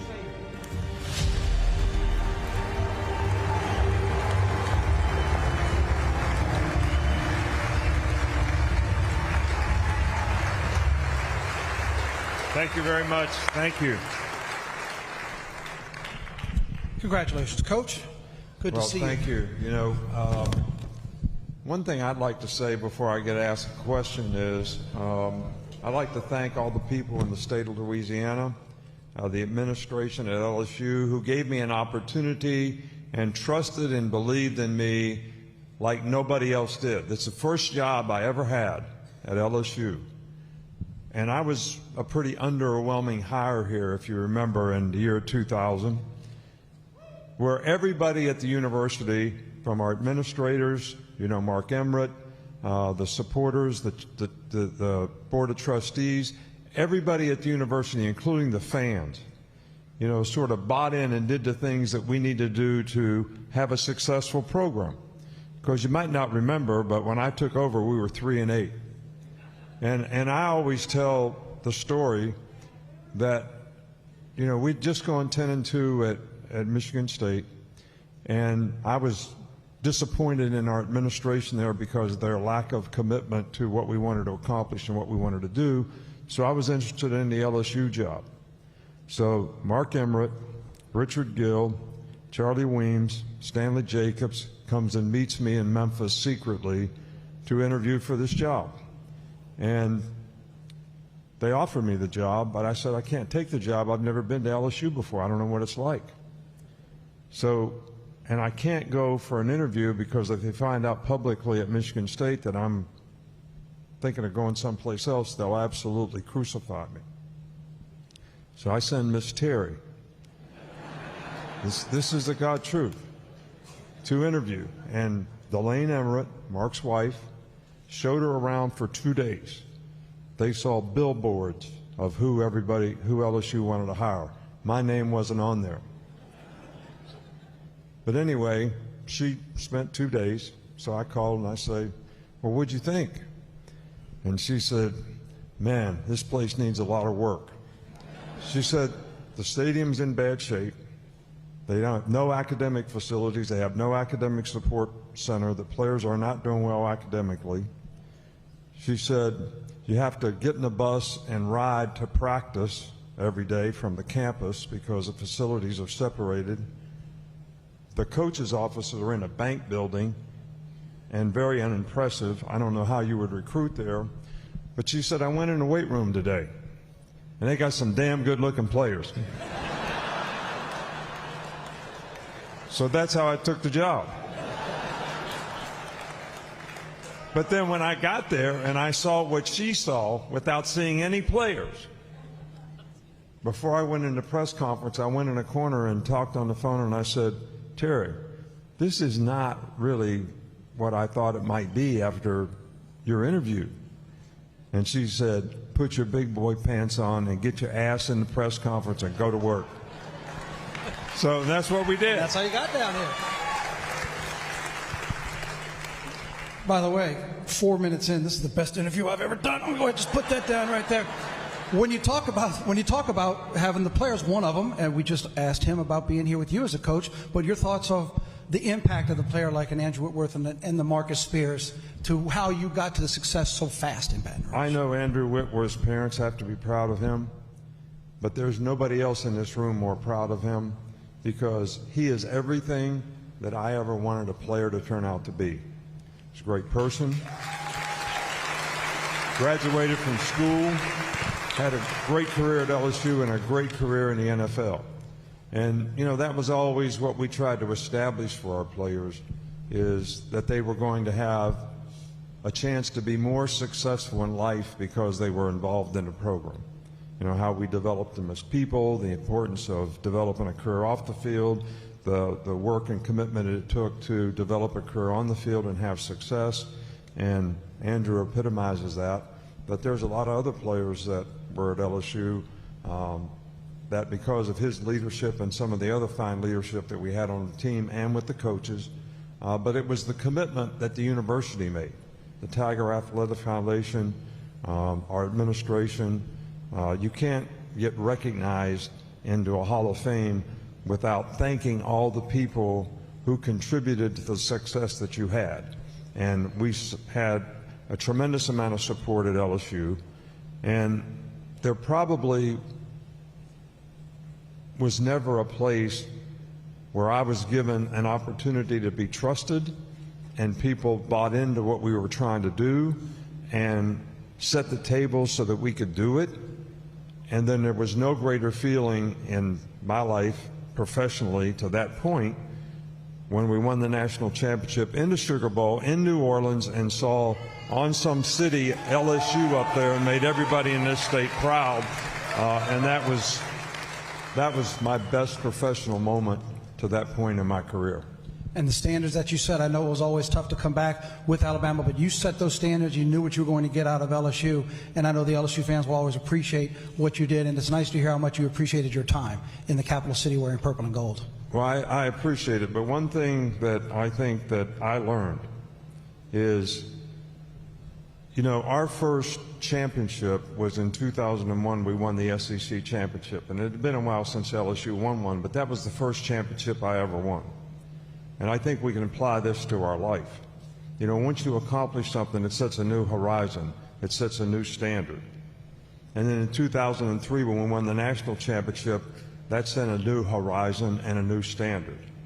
And to me, that contributed, and I'm very proud of the fact that that contributed to the iconic brand that LSU has and the state of Louisiana has, because a lot of people in this country look at this state through the athletic programs at LSU. And I think we raised the bar and raised the standard, and Skip Bertman had a lot to do with this because he was the athletic director. And he and I went and raised $15 million in 3 months to build an academic center so our players could graduate. But that was a part of the commitment to success. But I think that all of us, when we get rid of some of the self-imposed limitations that we have, and we accomplish something of significance, maybe small significance, it's a new horizon. And you do it the next time, and it's another new horizon. And then all of a sudden it becomes the standard. It becomes the standard for you, but it becomes the example for a lot of other people. And through transformational leadership and serving other people for their benefit, you can really help other people have a chance to reach those horizons as well. So with that, I appreciate being recognized here, but I'm really, really proud. Every time I see LSU, all the time I coached at Alabama, I know it was a great rivalry, but I was always proud because I felt like we did something to raise the bar here, and the program has been outstanding ever since. So and that's why he's the best in the business. Head coach Nick Saban, everybody. Congratulations, Coach. Thank you. Stay right here with me. We're going to bring everybody out. I'd like to invite, while Coach is up here, I'd like to invite the entire class of 2025 and all other members of the State Hall of Fame. If you're here in attendance, please come join us on stage. Well, what a wonderful night it has been as we recognize the great sports history right here in Louisiana. I want to thank you, Teddy, for allowing me to share the stage with you. Thank you. All right, and we thank our friends at LPB and our presenting sponsor at State Farm Insurance Agents of Louisiana. Cheer one last time for the class of 2025 as they come up here. Vikki Johnson, Dale Weiner, Glenn Guilbeau, Ed Daniels, Joe Scheuermann, Herb Vincent, Bobby Soileau, April Burkholder, Coulter, Danny Granger, Big Wit, Andrew Whitworth, Danny Broussard, and Nick Saban. We want to thank you for being here at the Event Center with us. For those of you watching, please come to the Natchitoches and Louisiana Sports Hall of Fame anytime this year and relive the glory of the class of 2025 and all the past Hall of Famers. We're going to have them for a couple minutes. We're going to get a big picture of them, then we're going to turn them loose on y'all. For Dorothea and everybody involved tonight with the Hall of Fame, this is Teddy Allen. Good night and good sports. See ya! You ready, Chris? Go, go, go, go.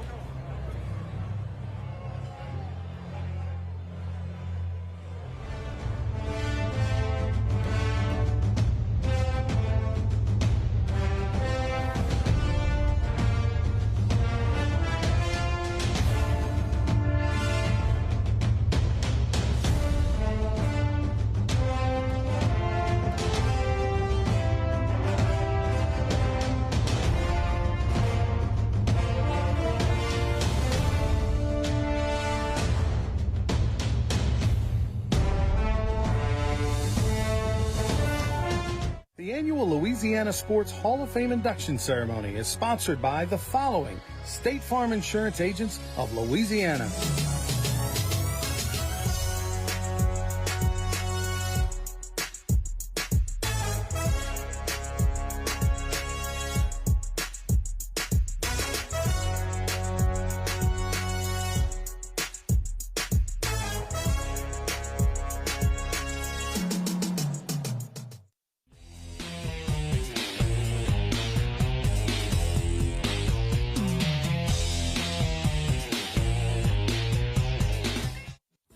I'm Miss Louisiana, Mackenzie Scroggs, with a safety message from the Louisiana propane dealers. Propane cylinders are safety certified for 12 years, and after that, you must have it recertified or traded in for a new one. And if you make any changes to your tank or appliances, you must have it inspected by a certified propane dealer. And that's the law. To find out more, visit LouisianaPropane.com. Your journey is full of exciting moments, like opening the door to your first home, getting the keys to your new car, or achieving a lifelong dream. With every step forward, we're here to help.